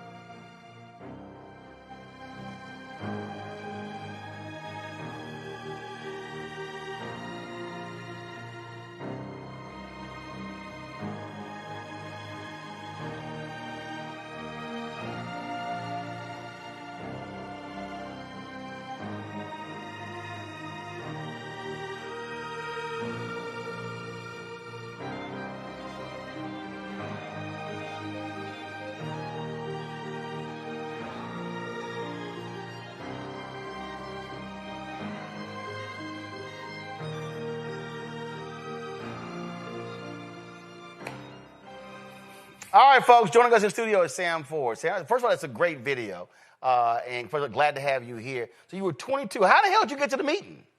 Well, you know, it's quite You said you were working in Minneapolis. It's one of these things. My late wife, Gloria Murray Ford, used to call me Forrest Gump, you know. I was there, but I wasn't really involved. But the story was, and I sort of talked about it there, these Republican women wanted a documentary done on this Indian tribe in Wisconsin. I was a young reporter, just started at this television station, and I guess probably expendable. So the head of the station, who I guess was involved in Republican politics, called me in, says, will you do this documentary for these ladies? And I said, sure. So me and a cameraman went over to Wisconsin, did the documentary. Afterward, the women watched it. They liked it. And the next day he called me in and says, well, they were very happy with that. How would you like to go to Washington tomorrow? And I was like, yeah, sure. And so for the first time I ever flew first class, might have been the last, They flew me here to Washington with a couple of black Republicans. Now, I don't know if I was here as a, let's say, to enjoy the meeting or as a spy, because afterward he asked me about these two Republicans. Nevertheless, we got here. We saw all these people I'd seen on television. You know, I grew up in the Midwest. Right. Small town for the most part, so I didn't know about all this stuff. And I get to see Jesse Jackson and Coretta King, and I had my Minolta, and so I was... Because there was a meeting here. It was the third conference of black elected officials. It was here in Washington. So as I said, it was just an example of, you know, something great that I could go to learn more about black folks. But, you know, it's interesting. The two black Republicans were at that same conference? Oh, yeah, they were there. So they were there to watch the conference. So people came from all over the country. It was a one-day event, just one-day event. And a lot of the black journalists came there from different places, and I knew none of them, nobody. Right. But they got together and said, you know, go to room such and such. You know, we're starting an organization. And so I went to this room. So here you are, 22 years old, D.C., you like, all right, I'm going to go to the room. That's right. And you go to the room, and there are all these journalists. And, you know, I'm, you know, sort of awestruck because I had spent my summers here in Washington because my sister lived here. And I'd watched Channel 9, so I knew who Max Robinson was. Of course. So I was like starstruck. You got Max Robinson, Mal Good, who was the first black network correspondent at ABC. Okay. Greg, our fellow Alpha brother. And Maureen Bunyan was here. Maureen Bunyan. So I saw these people, and so then the contest started as to who was going to be the president of NABJ. And so Max had his group. Now, hold up, before you can go there. So you're in this meeting, and you're like, hold up. There's an organization going on. Now we got a vote going on. So what are you doing in the room while you're watching all of the machinations happening? What are you doing? We're coming and going, basically. You know, I'm going out there taking pictures, then we come back in here, and it's a lot of things like that, and it's laid back, really, you know, for the most part. And again, it's an opportunity for me to see a lot of these people like Jesse Jackson, whatnot. So I come back into the room, and the politicking starts. And so Chuck Stone, who I did not know at that time, is from the Philadelphia Daily News. And he was the catalyst for this meeting. Right. And he said, you know, we can start an organization. You've got the dentists, they've got their organization. You've got the lawyers, they got their organization. We need one for black journalists. So you got factions. So now you're sitting in the room, and you got factions trying to sit here. Okay, who's going to do what? Yeah. Who's going to be president? Right. So Max is lobbying. Chuck is lobbying. Basically, it was the Philadelphia... Now, Max is lobbying for him to be president? Correct. Okay. And Chuck is lobbying to be president. Okay. And so... And Chuck is the one who called the meeting. Well, I'm not sure exactly who. I think it was kind of a combination of D.C. and Philadelphia journalists who got together. Because Philadelphia already had a chapter of black journalists. Correct. Go ahead. Correct. So anyway, here they come together, and it's a question of who's going to be the president. Max campaigns, we hear his spiel. Chuck campaigns, we hear his spiel. Chuck is probably more organized about this thing. Right. And he says, you know, we're going to start this organization, and we're going to call it NABJ, N-A-B-J. That was Chuck's word, NABJ. And so they had a vote. And there were more newspaper people than TV people, and so they won. So Chuck won. Who'd you vote for? I voted for Max, of course. I didn't know who Chuck was. You stuck with the broadcast people. Of course. You're like, oh, I know him. I know him. Yeah. But first of all, I always joke with people because so a lot of people did not realize that NABJ's colors are black and gold. They didn't even realize that. The colors are black and gold. Well, certainly this year on all the decorations, 50th anniversary, yeah. Because Chuck Stone's also an alpha. Oh, really? We were had. You don't even realize that. You don't even realize that. Chuck Stone was an alpha. And so, for the longest, people, I remember we were in some meeting, they were like, oh, we had this color scheme. Like, I said, these are actually our colors. And then they were kind of like, what? I said, oh, yes, NABJ's colors are black and gold. Oh, that's hilarious. Speaking as an alpha. I did not know that. Yes. Absolutely. You know, but a wonderful photo, and I wish I had it to show folks now, but a wonderful photo that one of Chuck's associates said he always kept on his desk. It was in 1961. They were in New York City, and you see Chuck Stone sitting at the front, looking back and smiling. Next to Chuck is Malcolm X.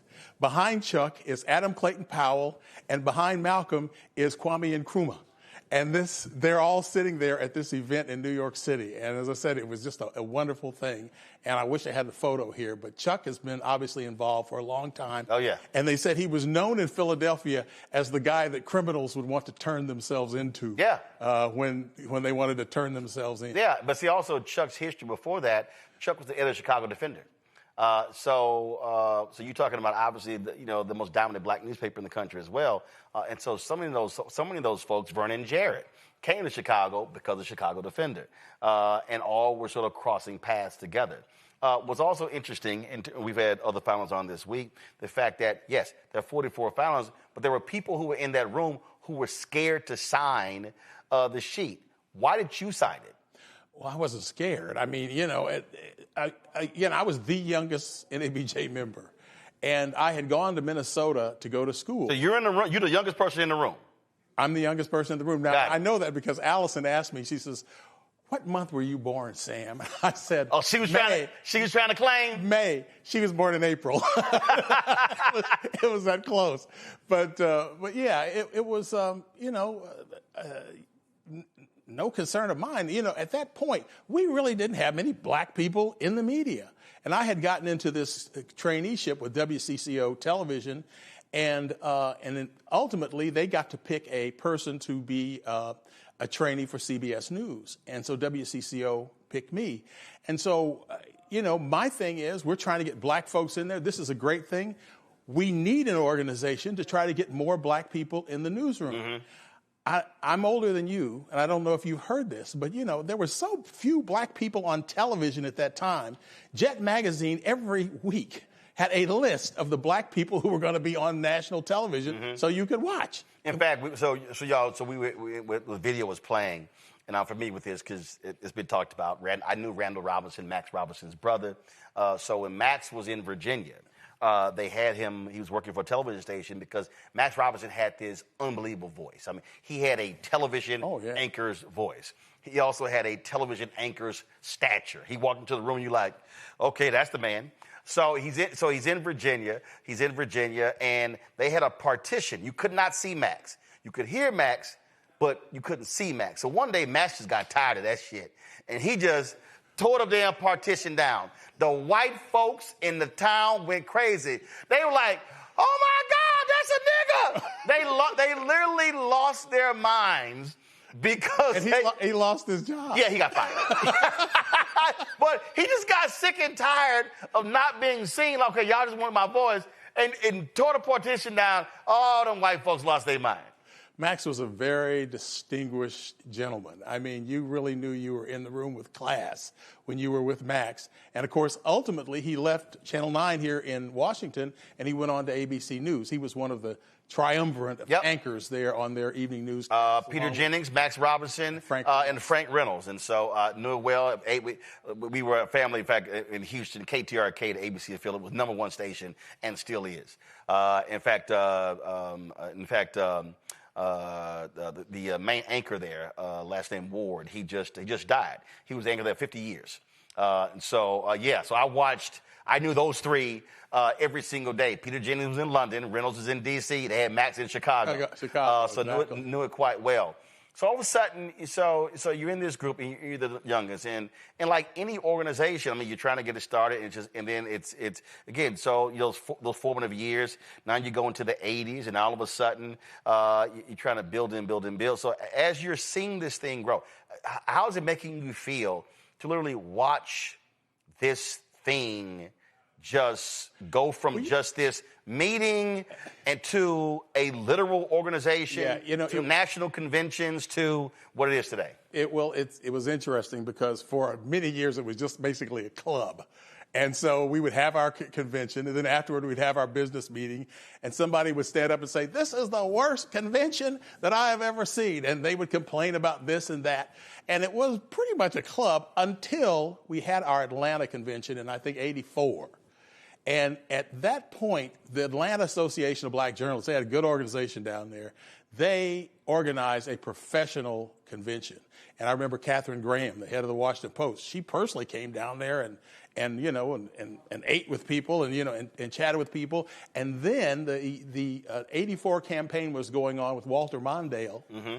And Andrew Young, who was the mayor of Atlanta, mm-hmm. came to the convention and used the phrase smart-ass white boys. Yes. Who were with Mondale. And, being the Black Journalists Organization, we heard this. I thought, okay, well, But it was big news. Suddenly, CBS News led the newscast that night with smart-ass white boys. And so suddenly, I think our organization got stature, and it became a lot more professional. And so at that point, we were going to different places. And, now I don't know, because I'm not in the leadership of the organization anymore. I am. Well, that's right. I'm on the board. Congratulations. Yes. That's right. I'm back. That's right. Fourth time. So what do you want us to do? Well, no. I was just saying that what has happened is that the organization is much more professional. Yep. Doesn't really matter where we meet. The organization is well run, and it's been that way for many years now. But at the beginning, as I said, we were more of a club. But before I go to my panel with questions, I know Reese had to go. The thing though is that, and this is so I sort of sit in this unique position because this is the fourth time on the board. So I was the national student rep in 1989, and so that was a New York convention. So NABJ is only 14 years old at that time, and so here I come in, and the thing for me, what was interesting is so crazy now. NABJ couldn't stand students. Like, students didn't do jack. There were damn near no workshops. There were no awards. In fact, this was crazy. We at the Apollo Theater, they announced, first of all, the student election wasn't even on the agenda. It was like, oh, it's a student election? So I had to literally force them to actually do that. Then, when they announced the new board, they don't even mention me. Like, I'm sitting in the Apollo Theater like, oh, so we're just going to bring up the whole board? Then it gets it worse. So then we get back, they send the letterhead of NABJ out. I'm not on the letterhead. Now, the problem is, so everybody thinks I was the first. I wasn't the first. There was a woman who was before me. She never showed up.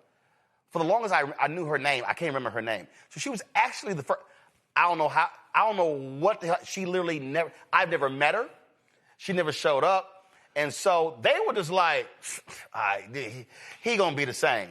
Nah, that wasn't the case.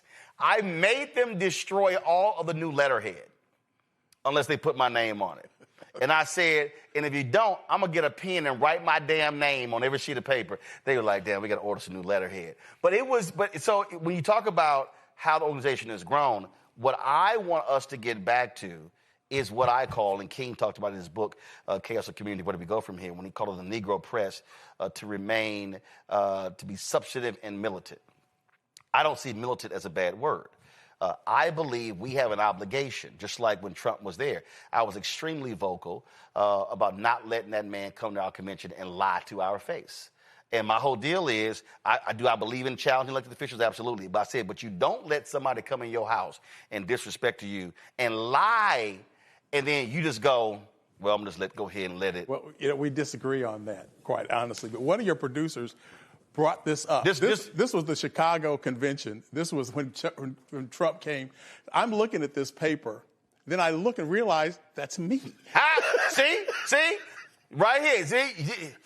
So we're job you because he was lying. He was lying, but he always lies. No. But here's my whole point. The problem, because what happened was the night before I was on MSNBC, Jason Johnson was hosting, and this is what I said. I said, Jason, tell you right now, if Trump lies and nobody on the panel correct him, you're going to hear me correcting him. So what happens is, so he comes in, he immediately starts lying, and I'm on the front row going, that's a lie. Like, literally, he is not far from me. So Drew Barry, who was our executive director then, he was like, Roland, pipe down, because they're going to throw you out. I said, who the hell is they? I turned to Drew, I said, this our shit. I said, he goes, security. I said, who's security? I said, Drew, who is going to throw a member out of the members' convention Because of him. I said, try that shit. So there's a point there, you actually roll back the video. He's like, oh, this guy must be one of Kamala's people. Because I was like, he lying. And my whole deal is, because I'm just a firm believer, I believe media. I don't mean just NABJ. I believe when you're so nice and the person's lying in front of you, somebody got to say, that's a lie. What you just said is not true. And I just think sometimes we are too nice that we don't want to tell somebody, I'm sorry, what you just said is not true. Well, I mean, the biggest one was when he said that Kamala Harris only recently discovered that she was black. And, of course, we were shocked that he said something like that. He understands race, though, I can tell you that. Of course he does. And but the thing was, Rachel Scott, who was the ABC correspondent, said, well, she was a member of AKA, a black sorority, and she did attend Howard University to, sort of knock that down. Of course. But the things he said was amazing. But I disagree with you. I think if the president of the United States, or who might be the president of the United States, wants to come and speak to us and tell lies, I think we're an organization, we're a journalist organization. Right, but what I'm saying is, well, first, my objection was, first of all, and I told our then president this, first, because when I got word, I was, one, offended there was not a black male journalist on that panel. That's Good one. Point. Two, and I literally told Ken Lemon that. Two, I was offended that we were in Chicago and there was not a member of the black press on that panel.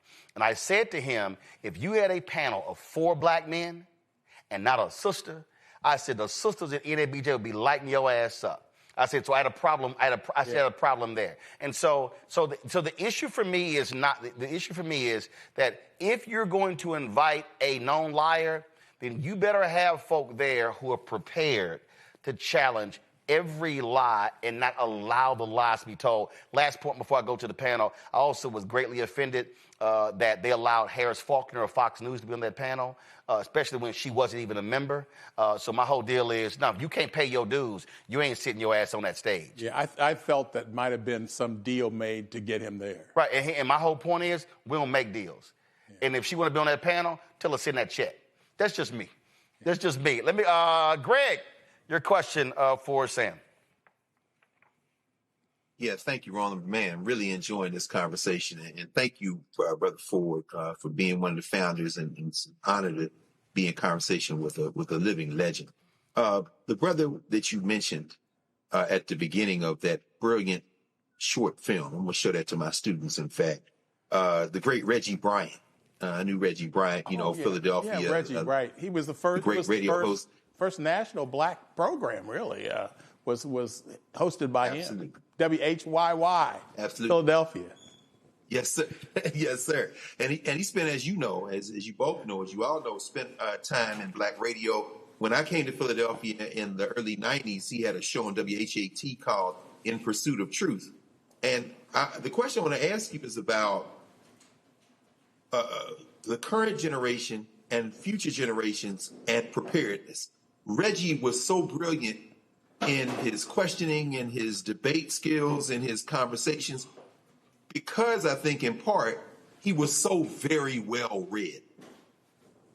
How do you see the current generation meeting the challenge of being deeply and well read in order to be prepared as a journalist? Yeah, and thank you, brother. I understand that. Well, I can't really speak there. I mean, I think most reporters, and I do know some young reporters, tend to be, let's say, well-read enough to know what they're talking about on the particular story. But when you talk about well-read, honestly, as I've moved through the industry, not a whole lot of people are well-read anymore. They know what they got to know to get the message across. But, that's kind of rare these days. And I think it was probably pretty rare those days when we started NABJ. I just don't think so. But he was definitely good. He was definitely well read, as you said, and I was impressed because again, we really didn't have many blacks on TV, and here was a black man on television talking about issues, and of course, he is deceased, as you probably know. Well, I think the point there that Greg is raising is one that I believe our responsibility at our convention and at our other events is to explain to people that you may have the technical know-how. You may be polished with your live shots, But what's important is not leaning on some cards in front of you or a producer in your ear. Yeah. And that was my whole point when I was talking about, again, at the convention. When I was at CNN, it used to piss me off. I'm sitting here, and I'm like, that's a lie. That's a lie. That's a lie. I'm looking at the anchor like, you don't know that's a lie? And look, most people I worked there, they weren't smart. They weren't. And so they weren't well read. And so the problem is, so lies get spit out. They don't correct the lie in real time. And I don't believe in, well, last hour, so-and-so was on, so here's so-and-so to tell us what was true and what wasn't. No, I'm a firm believer in, in the moment, you actually check it. And what we have to do is, when I talk to young journalists, I tell them, you got to be reading. Yeah. You got to have the knowledge. So when that thing happens, and when you see it, you know what is true and what is not. And that, to me, I believe, is a huge, huge problem for next generation journalists, is that they have been trained to pass tests. They've been trained to know technical pieces, but they have not been trained to think. Correct. And that's the biggest, every intern who comes through here, I say that's the biggest issue. Can you think? Can you be able to recite something and you know that because you've prepared yourself before? And I think that's just a huge thing. And that's our responsibility to drive that home, because otherwise they're just going to be out there doing interviews and folks can just say stuff and they got no response. Yeah. And the lie just going to stand. Joy. Well, first of all, this has been such a fascinating conversation, and I'm so honored to be here. Along the lines of what we've already been discussing, what is NABJ's goal and responsibility and mission in this moment, in your own words? Well, the only thing I can do is kind of look back at 50 years ago. We were 44 journalists, and, not everybody in the U.S. knew that we were forming an organization. As I told you, I just happened to be there. But some did. But the next year, obviously, there were a lot more people because they realized the organization existed, and we were, of course, spreading the news. When we had that Chicago convention that we were just talking about, we didn't have 44 journalists. We had 4,400 journalists. Mm-hmm. And so that was really significant. It made me feel good. I know that's your hometown. I worked there 6 years. I'm from Houston. Oh, you're from Houston? I worked Houston? there 6 years. Well, I associate you with Chicago. I got but in any event, you know Chicago. Yep. And so it was, I guess, a special thing for you. It was great for me to see all of this happening. And, of course, at the beginning, I was the youngest one. Now I'm like one of the oldest ones still there. I think there are about half of us still living, which is pretty good. If you think about 44 years, 44 journalists, and 50 years later, about half are still there. But our mission at that time was getting more black people in newsrooms. That was what I wanted to do. That was my mission. My whole idea was getting more black people into newsrooms. And then once they got into the newsrooms, the idea was to make contributions or whatever. But I think that's been a good thing. And I think, you don't have to have a real complicated mission that nobody understands. But getting more black people into newsrooms is something that we can understand. Yeah, I think absolutely. I mean, that is, I think, over the last 50 years, that has been the goal, and it still is. But we also have to recognize that our industry is contracting. And what we have not been able to do is understand the pivot. And so where we are now is, and this is, as the Vice President Digital, I'm trying to get us to understand, is that we have to recognize that now we're living in this content creator economy. Now we're living in a totally different world than we used to. Radio, basically news radio jobs have been obliterated. I mean, they're virtually gone. It's not. You're right. Okay. So then when you talk about what's happening, you used to have on newspapers, you had an education beat. I covered City Hall in Fort Worth. We had 2 City Hall reporters. We had a county government reporter. We had a political reporter. We had, now all of a sudden, you don't even have those beats anymore. And so now with this creator economy, which is the hardest thing for a lot of people, is teaching journalists to also understand the business of the business. Because in this creator economy, now you got to do that. So, yes. But again, there's something like digital. We didn't have digital back then. Right. We do now. So there have been some trade-offs. Well, and actually what was interesting is that when you talk about even with digital, it was so amazing. The Bingham family in Kentucky, the Louisville Courier-Journal, they're really the first ones to have an online newspaper. That was actually in the early 80s. And then all of a sudden, because I remember when I went to the Fort Worth Star-Telegram and with this thing called Star Text, and I was kind of like, what y'all doing? Nobody else in the news would even talk to him. I was like, nah, what y'all doing? And so I'm sitting there talking to them. So I was one of the first to even download the damn thing, and I immediately saw what this could be. And so now where we are is now what we have to do as an organization is now be retraining, or not retraining, really training this generation to understand what the next 20 years is going to be like, because now we're in a situation where, okay, I own this. This is 5,800 square feet. We're adding 3 new shows. All of a sudden now it's, okay, how do you now literally create your own media company? And even as an individual content creator is really Individual Content Creator Inc. So now we have to train people not to work for the newspaper or the TV station, but how can you literally build and create your own media company?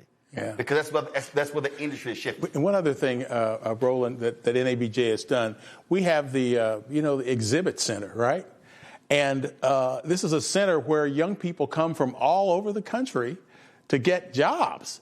My daughter, she's in communications now, but she was, at the University of Kansas, where we both went to journalism school, University of Kansas, and she came home and I said, well, you need to get a job. So I'm sending you to the San Diego NABJ convention, and I hope you can get a job. She went out, she didn't get a job.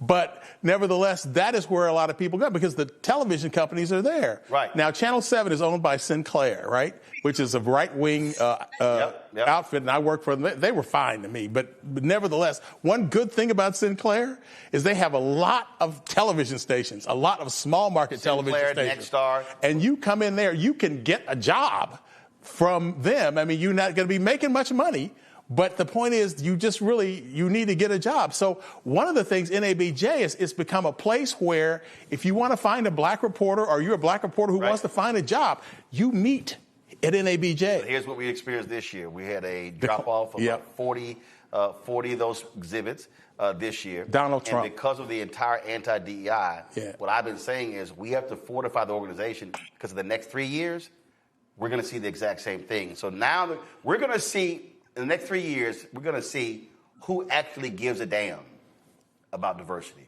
who actually cares about hiring talented black journalists, and who was doing it just because of the climate. So the climate we're living in is real.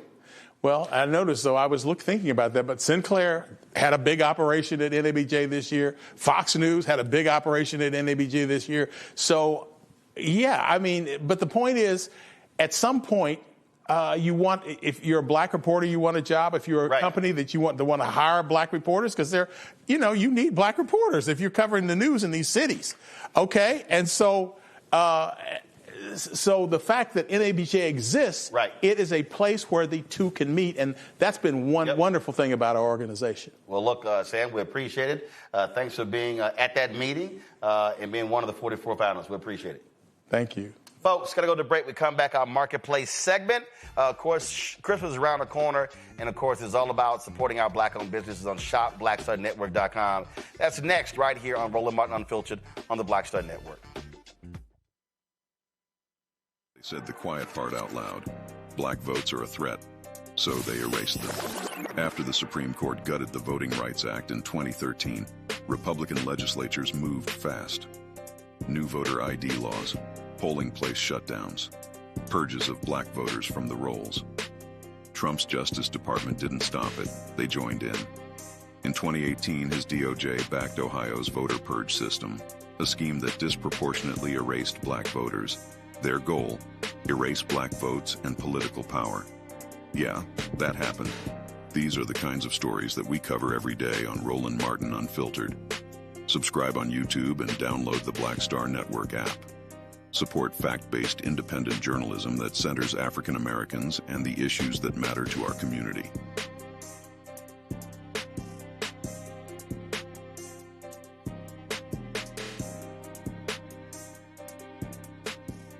If in this country right now, you have people get up in the morning And the only thing they can think about is how many people they can hurt.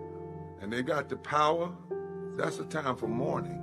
For better or worse, what makes America special, it's that legal system that's supposed to protect minorities from the tyranny of the majority. We are at a point of a moral emergency. We must raise a voice of outrage. We must raise a voice of compassion. And we must raise a voice of unity. We are not in a crisis of party versus party. We are in a crisis of civilization, a human rights crisis, and a crisis of democracy itself. And guess what? You've been chosen to make sure that those that would destroy, those that would hate, don't have the final say, and they don't ultimately win. Michael McMillan, President and CEO of the Urban League of Metropolitan St. Louis, and you are watching Roland Martin Unfiltered.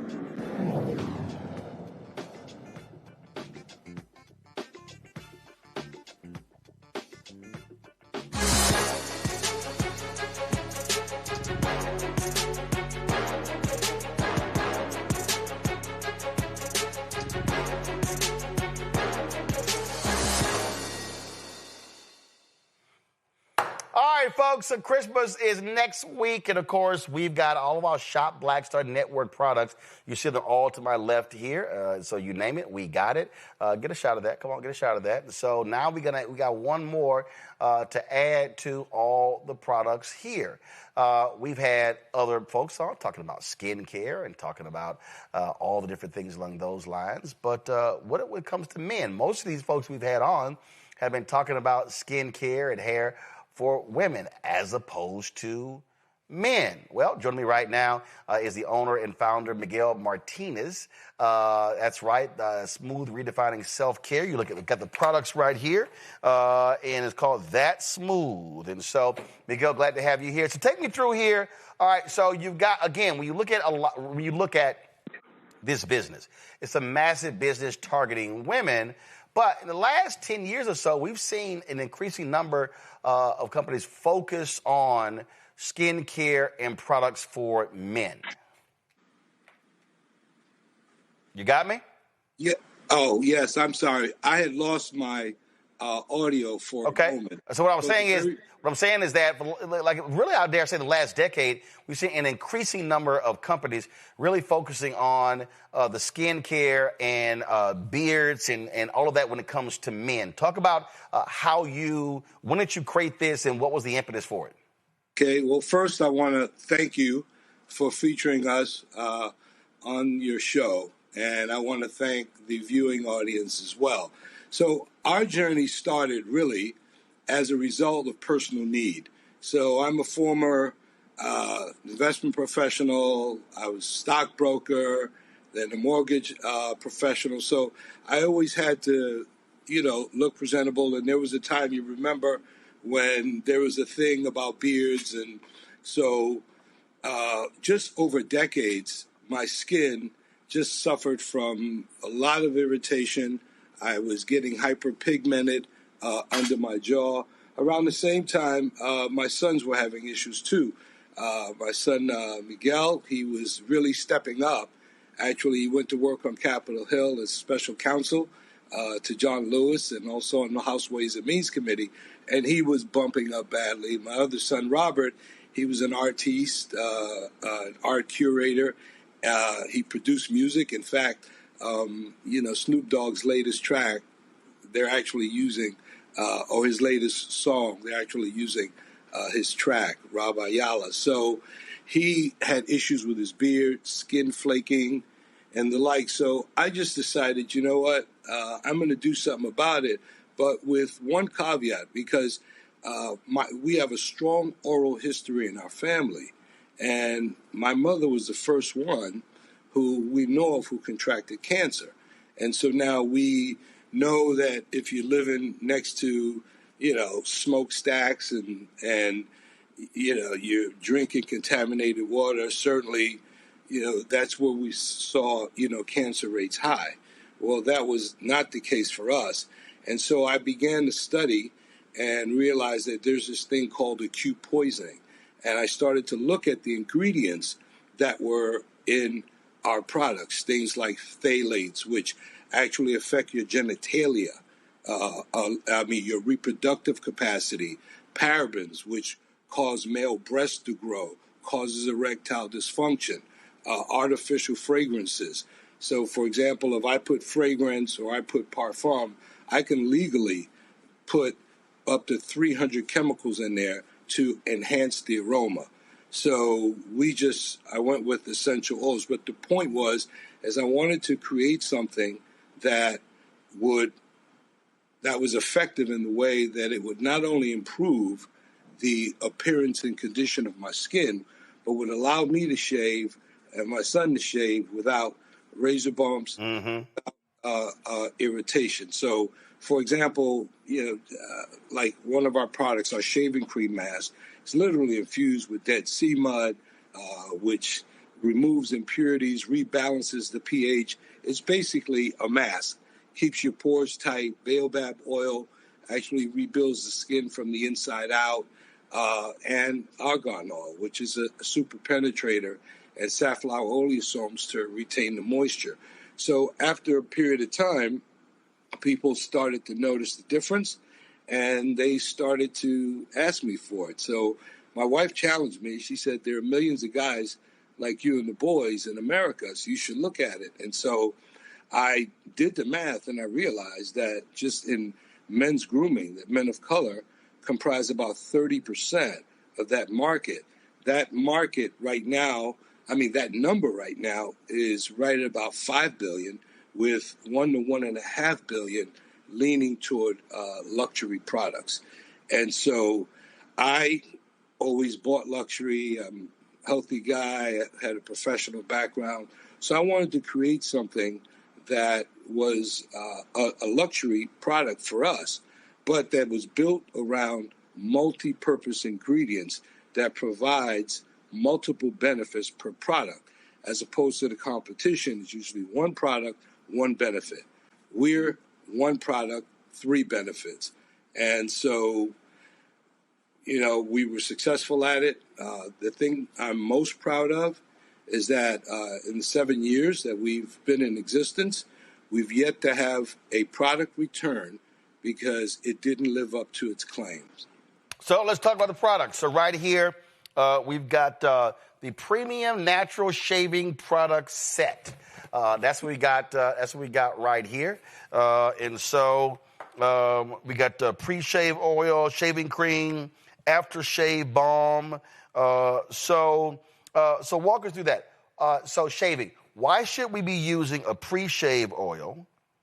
And why should we be using an aftershave balm? Explain that for the folks who just simply shave and they move on.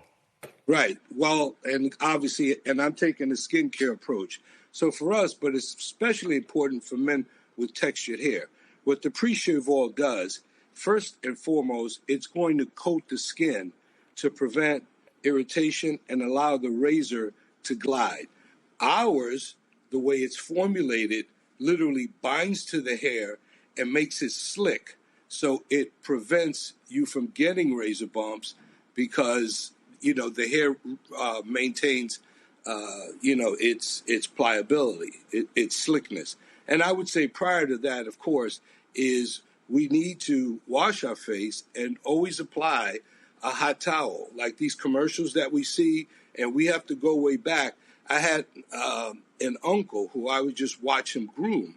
And I remember, going to the barbershops when I was younger in Harlem, and I would watch him, wrap towels around the face and apply heat. And so it's important first to start there so that we make the hair pliable. And then when you add the pre-shave oil on, that's going to coat you, keep the hair slick so that it doesn't curl back in when you're shaving. When it comes to the shaving cream, again, as I indicated, it doubles as a mask, a Dead Sea mask. So a Dead Sea mud mask, forgive me. And so the important thing was I wanted to create something that had the thickness, the viscosity to hold up to very textured hair. That's number one. All these products that I was using for decades, the reason why I was suffering from tremendous irritation was because they didn't hold up, bottom line. So I needed something to literally hold up to prevent, again, irritation, and most importantly, to keep my hair in line so that it would prevent me getting razor bumps. But at the same time, so when I apply it, I literally apply it all over my face and all over my stubble, and I shave, and then I allow what's on my face to dry. And in so doing, just by doing that a few times, giving ourselves a facial. So there's no need for any hard exfoliants once a month or anything like that. Just by doing that, you're naturally exfoliating your skin and, removing the impurities and rebalancing the skin's pH, etc.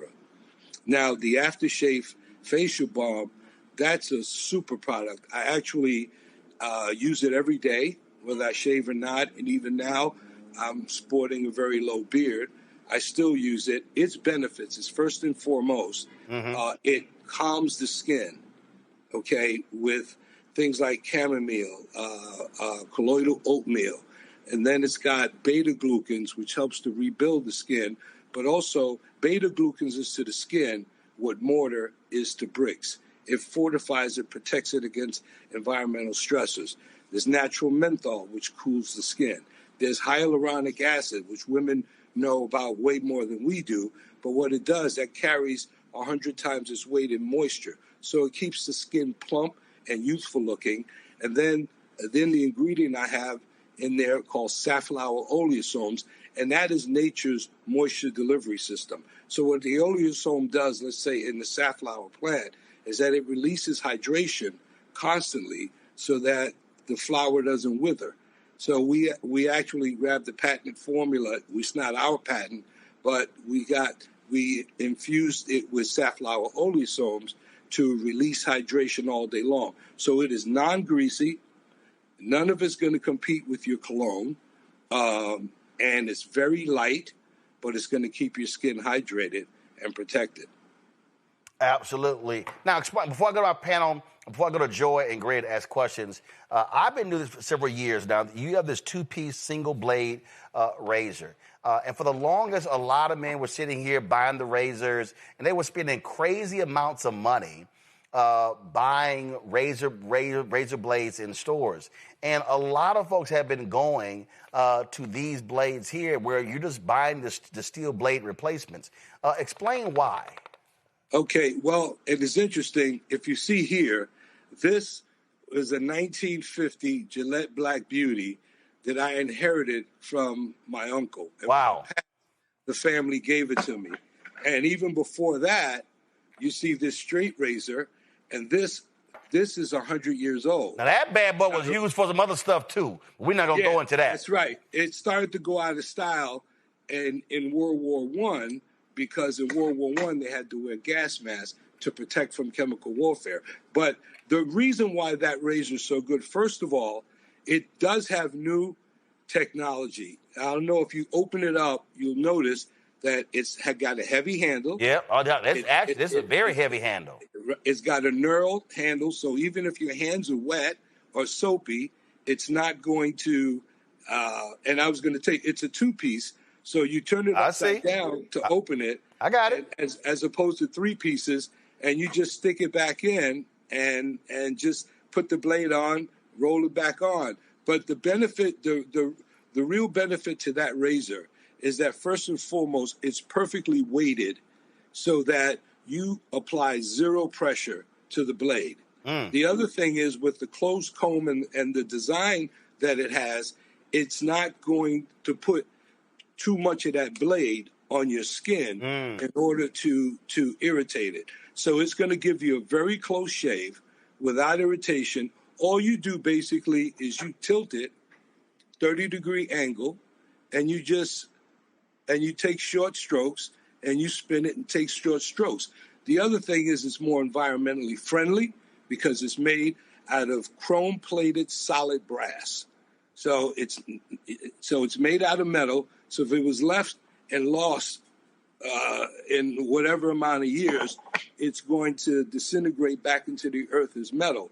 But the other thing is that it's permanent and it's really more economical. Because if you really look at the cost of cartridge razors, which affect us more, because first of all, those razors were really created for men with straight hair.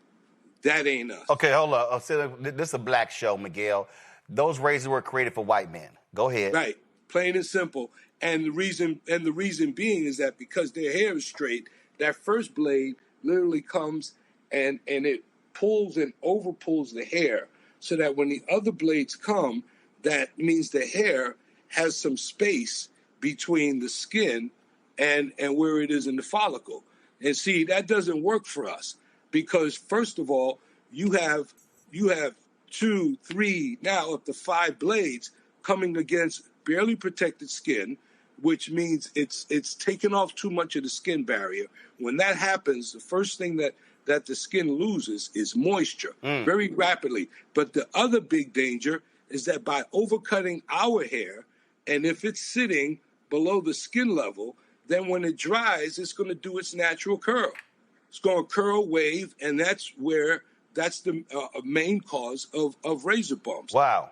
And I speak to a lot of young cats that, man, I'm afraid of razor. I said, first of all, groom shaving was invented in Egypt by men who look like us. Come on. So we created the game.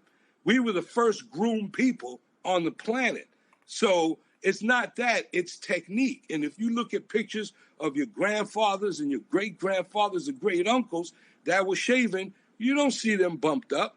It's the method of shaving and having more than one blade. Also, if you go to any premium barber who shaves in the world, why aren't they using double multi-blades? Yep. They use a single blade because it gives them precision.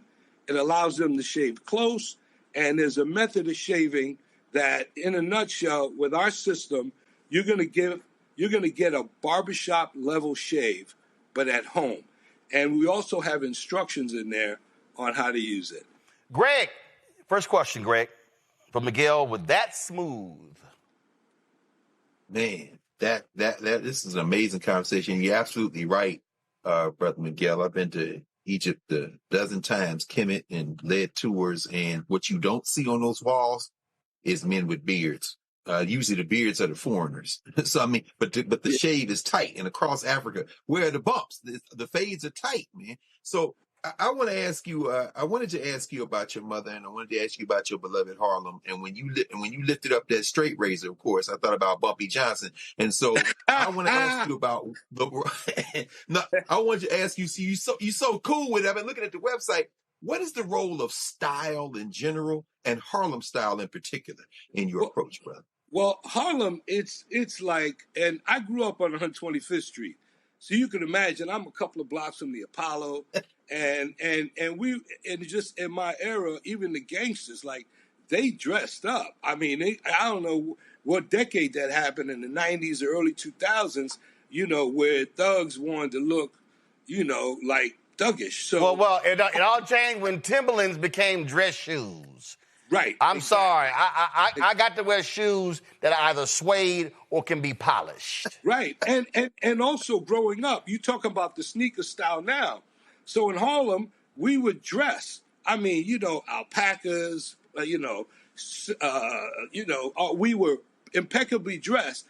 And we even had a sneaker game with it. Where back then it was like Pro Keds, but they made them in several different colors. So, you throw them on, but that's when you were casually dressed. You wouldn't do it in a suit. So Harlem has this history, of it being a place of renaissance, of art, of culture. And, so, that's part of it. And then the other part of it, going back to my mother, our parent company's name, Audia for Shave. My mother's name is Audia, okay? And she's Black Puerto Rican. My father's Afro-Cuban. And so she just always wanted us impeccably dressed. In fact, I saw pictures and when I went into my professional life, and when I was looking at, having to dress the part, I was like, man, like, mommy had me dressing this way when I was 5 years old. I mean, French cuff shirts, cufflinks, bow ties, braces, wingtips, split toe shoes. She would have our clothes custom made even. And she was at the door making sure that we looked presentable before we left. And if not, she would send us back to do it. Now, she didn't necessarily care how we looked coming home as long as our clothes weren't ripped up, because she knew we were all athletic. But so she really set that standard for grooming, because she said to me that I'm never going to get a second chance to make a first impression. And most importantly, she just put in me that ability to dream. I remember watching a television show, I don't know, Father Knows Best or something like that, and I saw the way they were living. And I said, so Mom, what's it going to take for us to live that way? And she said, well, first of all, you have to do great in school. And I'm like, okay, that's not a problem. She said, but then you have to go to this thing called college. And I said, okay, is that another school? She said, yeah, but that's a school that you have to pay a lot of money for. And unfortunately, I won't be able to pay for it. But she said to me that there is nothing that's ever been done by any human being on this planet, and she's a Christian, short of Jesus Christ, that not accomplish it. So as long as you set your heart and your mind and you keep committed to it, then God will show you a way. And so, and he'll get you, to college. And that's how I wound up at first, the basketball scholarship in Texas, but then I transferred to Howard University. Well, first, it's so funny. And carries me to this day. It's so funny. Before I go to Joy, when I look at this brush, all I can think about, my dad had like a coffee mug, and then exactly. And you know how you would sew the soap, the hand soap, and then it'd be like that small little piece left. They would simply crush that up, take that brush, put some Greg laughing up. Put that brush in there. Put that brush in there, and that was the shaving cream. So Miguel, I understand, because my dad used to get clean and dressed up to go grocery shop. I'm like, exactly. He just going to the grocery store. And even if you had blue collar parents, which most of us did, the men in my family, they came home, they showered, they got dressed. Right. Even if it was to be at home. Or just to go outside. He would shake, get cleaned up, get dressed to go grocery shopping. I was like, where he going? Oh, he come back with some grocery bags. I'm going to throw some sweats on. Joy, what's your question?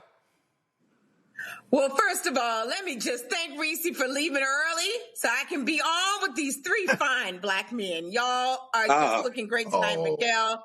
Thank you.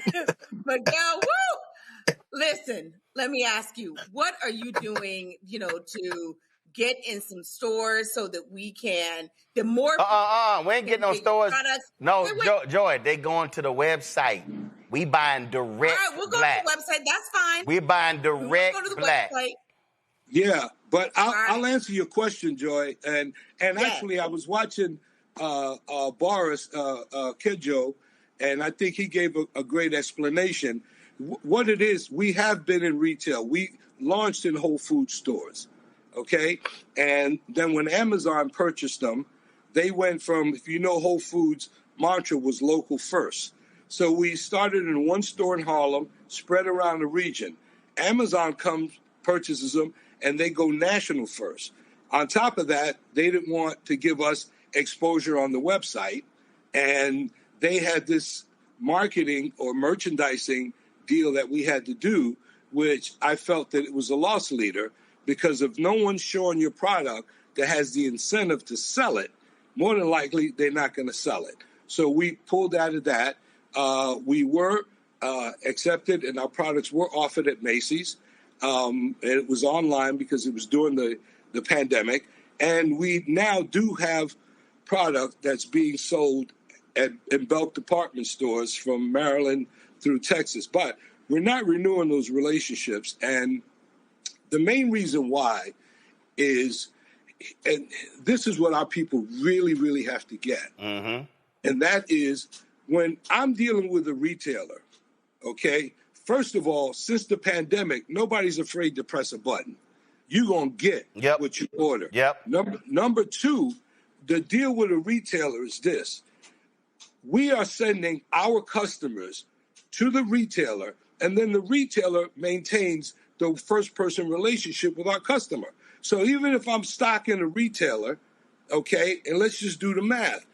You give up 50 cents on the dollar just to establish the relationship. There you go. You have to come up with additional capital in order to put end-of-aisle displays on, to put visual collateral up. All that comes out of our pocket. And then third, they want us to spend tens of thousands of dollars to market to you to send them to their store. And I will never have more than a second-person relationship. Right. So you're going to take it off the shelf, but the reality of it is I have no way of communicating with you. We don't have a one-on-one relationship. Right. So you actually can't collect data. Number, and that's the big one. Yep. So therefore, by going direct to consumer, we establish a one-on-one relationship. We have data readily available, instantly, daily. And the other thing is, when we now have the pricing flexibility that we lost with the major retailer, so that we can offer special pricing and other things. We can run specials when we want and things of that nature. And then the biggest thing, and Roland, you're big on this, and this is why I'm such a fan. You see, black people have to understand that there's a difference between income and wealth. And let's go there for a second. Black and brown people earn $3.2 trillion in America alone. Left alone, we'd probably be the 5th largest nation on earth. But why is our wealth 1/10 of white people? Well, and it's because through quote unquote integration or what have you, they learned the method to remove our money from our pocket ASAP. Yep. And so we're earning this money, number one. Number two, thank goodness, because when the internet got live, that's when I saw it as the great equalizer. Yep. So now we can put in whatever you want, and you can finish it by a black-owned company, a black founder, what have you, and you're going to get a list of everything. Heck, we're even building cars in Atlanta. So the fact is that when we circulate our money within ourselves, which is what, Shop Black Star Network, and now, places like, Shop Red Bag or directly with us, then now by circulating that money, you are building community wealth that allows us to be able to provide resources and things of that nature to our community. We don't have to worry about DEI. We don't have to worry about any of that because we have those trillions of dollars that are circulating as much as possible, and we're raising up multi-million, $1 businesses that really, really impact us. Listen, that's the story. I gave this here real quick before we go. We had our fast channels. We had 4 fast channels. We were on Prime Video. We were on Freevee and a couple of others. And the reality is it was costing me more money to send the signal than I was making in advertising. And what they wanted me to do, they wanted me to go hardcore to promote, watch Roland Martin Unfiltered on the Black Star Network on their channel, but I wasn't the one making the money, and I couldn't even sell my own ads. They sold the ads. So I canceled the channels. That's why I canceled them, because I would rather tell people, go to my YouTube channel where my economic split is actually greater than what their split was. But again, what I keep telling people, Miguel, when you understand the money game, then you understand how business actually works. Folks, the product is called That Smooth. I want y'all to go to shopblackstarnetwork.com. If y'all are buying Christmas gifts, hey, this is a great gift for the men in your family. For you got some teenagers, they start shaving, uncles, cousins, you name it. Again, you've got the brush, you've got the blade, you've got the pre-shave oil, you've got the aftershave balm, you've got the beard oil, you've got the exfoliating beard and facial wash, all of that. So go to shopblackstarnetwork.com. And I keep telling y'all, when you buy from shopblackstarnetwork.com, not only are you supporting the black business with the product, you're also supporting this show because we also participate economically. And so you're actually helping build multiple black businesses. Miguel, we appreciate it. Congratulations on the product. Thank you so much. I'm going to be trying. I shaved before I came on the show today. I shave every other day. So I'll be trying out your razor on Saturday. Yeah, please. And listen, I'd love to hear from you and tell me your experiences. You know, of all the hundreds of reviews that we have, we average a 4.8 out of 5. And just one last thing, too, for our women who shave as well, women love the product because when they use the shaving cream, they also use it as a mask, but also by shaving under their arms, the last thing a woman wants is to raise her arms and her pit be darker than the rest of her skin. So it's all about the hair texture and not you know, whether it's a male or female. Yep. Your texture is just like ours, and y'all shave more of your bodies, those of you who do shave, than even us men. All right, that's smooth. ShopBlackStarNetwork.com. Miguel, we appreciate it. Thanks a lot. Thank you. It's my honor and a pleasure. Thank you very much. Let me thank Joy for being on today's panel. Let me thank Greg. I'm not going to see y'all before Christmas. Y'all have absolutely Merry Christmas, Happy Kwanzaa, anything, what was it, Hanukkah? What else we got? All the holidays mixed in. So whatever y'all celebrating, do all that. Y'all enjoy yourselves. I appreciate it. I will see y'all. I just bought a shaving kit. There you go. That's all. That's what from ShopBlackStarNetwork.com. That's what I sure did. That's what I'm saying. So we appreciate that. So thanks a bunch, folks. Y'all have a fantastic holiday. I'll see y'all, of course, after the new year. To everybody who's watching the show, thank you so very much. Don't forget, support what we do. I'm telling y'all, y'all have no idea. I'm telling y'all, we about to blow this shit out in 2026, okay? Y'all, I'm not joking, okay? We're literally launching a new daily news show. Brittany Noble's going to be hosting that show. We just hired a producer for that show. Dr. Ebony Hilton, yeah. She's going to be hosting our weekly health show. I'm going to tell y'all more about that. We got that. We completely rebuilt. If y'all pull up in the control room, pull up BlackStarNetwork.com. I hired a black-owned company out of Los Angeles, Quantasy. We completely rebuilt BlackStarNetwork.com. No, guys, pull up BlackStarNetwork.com, not Shop Blackstar. Pull up BlackStarNetwork.com. So if you pull up BlackStarNetwork.com, what you'll see is you'll see how we completely did that. So you're going to be seeing more stories. You're going to be seeing a lot of the interviews that we do here in written form. This is it right here. You're going to be seeing original reporting on there as well. A lot of y'all have been subscribed. Some of y'all have been getting our newsletter in your email. We're actually expanding that. We're going to be launching newsletters for multiple shows. We're building all of that. You got the 2026 election. We're going to be doing multiple town halls all across the country, hosted by me and others. I was talking to somebody today. I can't go through it. No, go back to the website, y'all. You ain't got to show me. Somebody today who I'm going to be hiring to be the editor of the website. And so when you talk about columns and other things, all of that, here's a perfect example, y'all. Happened today. Now that's the app. Now, some of y'all have been saying, what happened? The Black Star, now you can come back to me. The Black Star Network app disappeared. We're switching providers because the other one was too costly. We got a better deal and better functionality. So we're going to be rolling out our new Black Star Network app next week as well. So all of these things are happening. And I'm telling y'all, it's amazing. Because let me tell y'all what happened. Yesterday, Blavity did a story based upon the Washington Post story about the president at University of Maryland Eastern Shore suing the professor for defamation. Then Black Enterprise saw the Blavity story, and they posted their Instagram channel today. Then another Instagram page, Black Something Culture, they posted the same thing. We interviewed her a month ago. We had the exclusive. So what we're going to be doing is we're taking BlackStarNetwork.com, and that is going to become our news portal. That's going to become our Black News Wire. You got Associated Press, that's what Black Star Network is going to be. So I'm telling y'all right now, it's some amazing things. So when you support this show financially, I went to the post office today, probably had about 30 or 40 checks and money orders in there. When you support this show, Black people are always talking about, we got to have our own. You got New York Times, you got CNN, guess what? We ain't waiting. So we got this show, another daily news show, adding two more weekly shows. Then we're building out the website.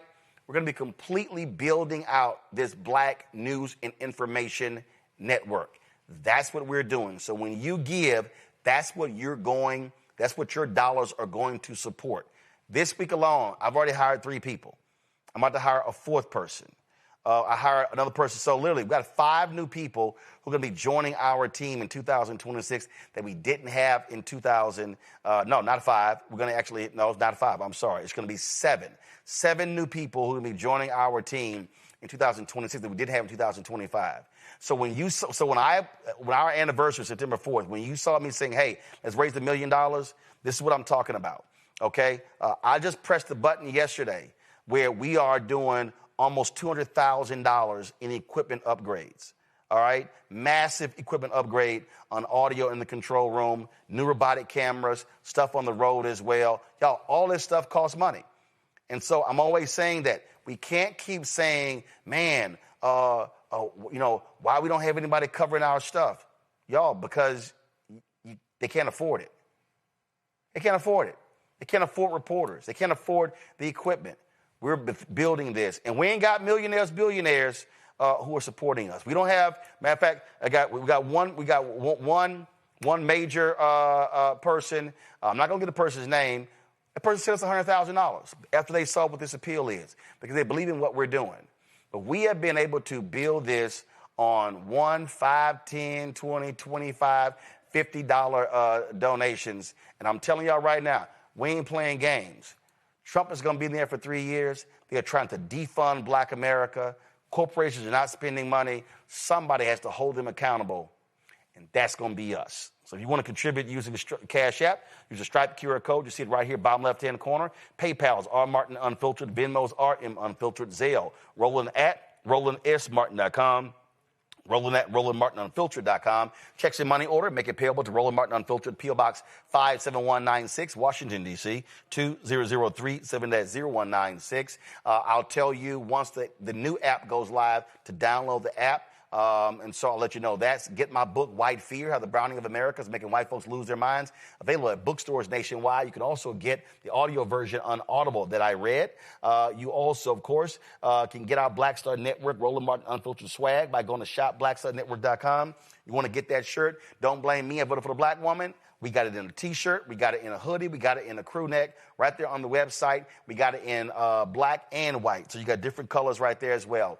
Then, of course, let's see here. Download the app Fanbase. Now, the investment has already ended for startengine.com/Fanbase, but we still need folks downloading the app because we need to build that app up and using that as well. And so, like I told you, it's a lot that we're doing. I was not joking around. We're putting the infrastructure in place. And I'm telling you right now, there is nobody in Black-owned media that has the infrastructure that we have here. We're sitting, y'all, we signed this year. The lease kicks in. We signed a new 8-year lease. And look, I ain't got a problem being transparent with y'all. It's going to cost us $24,000 a month where we are right now. But this is a 5,800 square foot facility. It allows for us to be able to do stuff in our kitchen, do stuff in here, the different looks, completely changing the control room, the robotic cameras. Look, it's going to happen in 2026. You're going to see us hosting a live studio audience here in our studio. You're going to see us on the road in North Carolina, Georgia, and Texas doing town halls, talking politics. So I'm telling y'all, we're not playing around. There's a reason why we don't waste our time doing gossip. I don't give a damn about the Diddy documentary. Ain't watched it, got no interest. You know why? Because the stuff that we're dealing with is life and death that's impacting Black people in a huge way. Somebody has to be focused on the news that matters, and that's what we're doing. So I appreciate it. I will see y'all tomorrow right here, Roland Martin Unfiltered on the Black Star Network.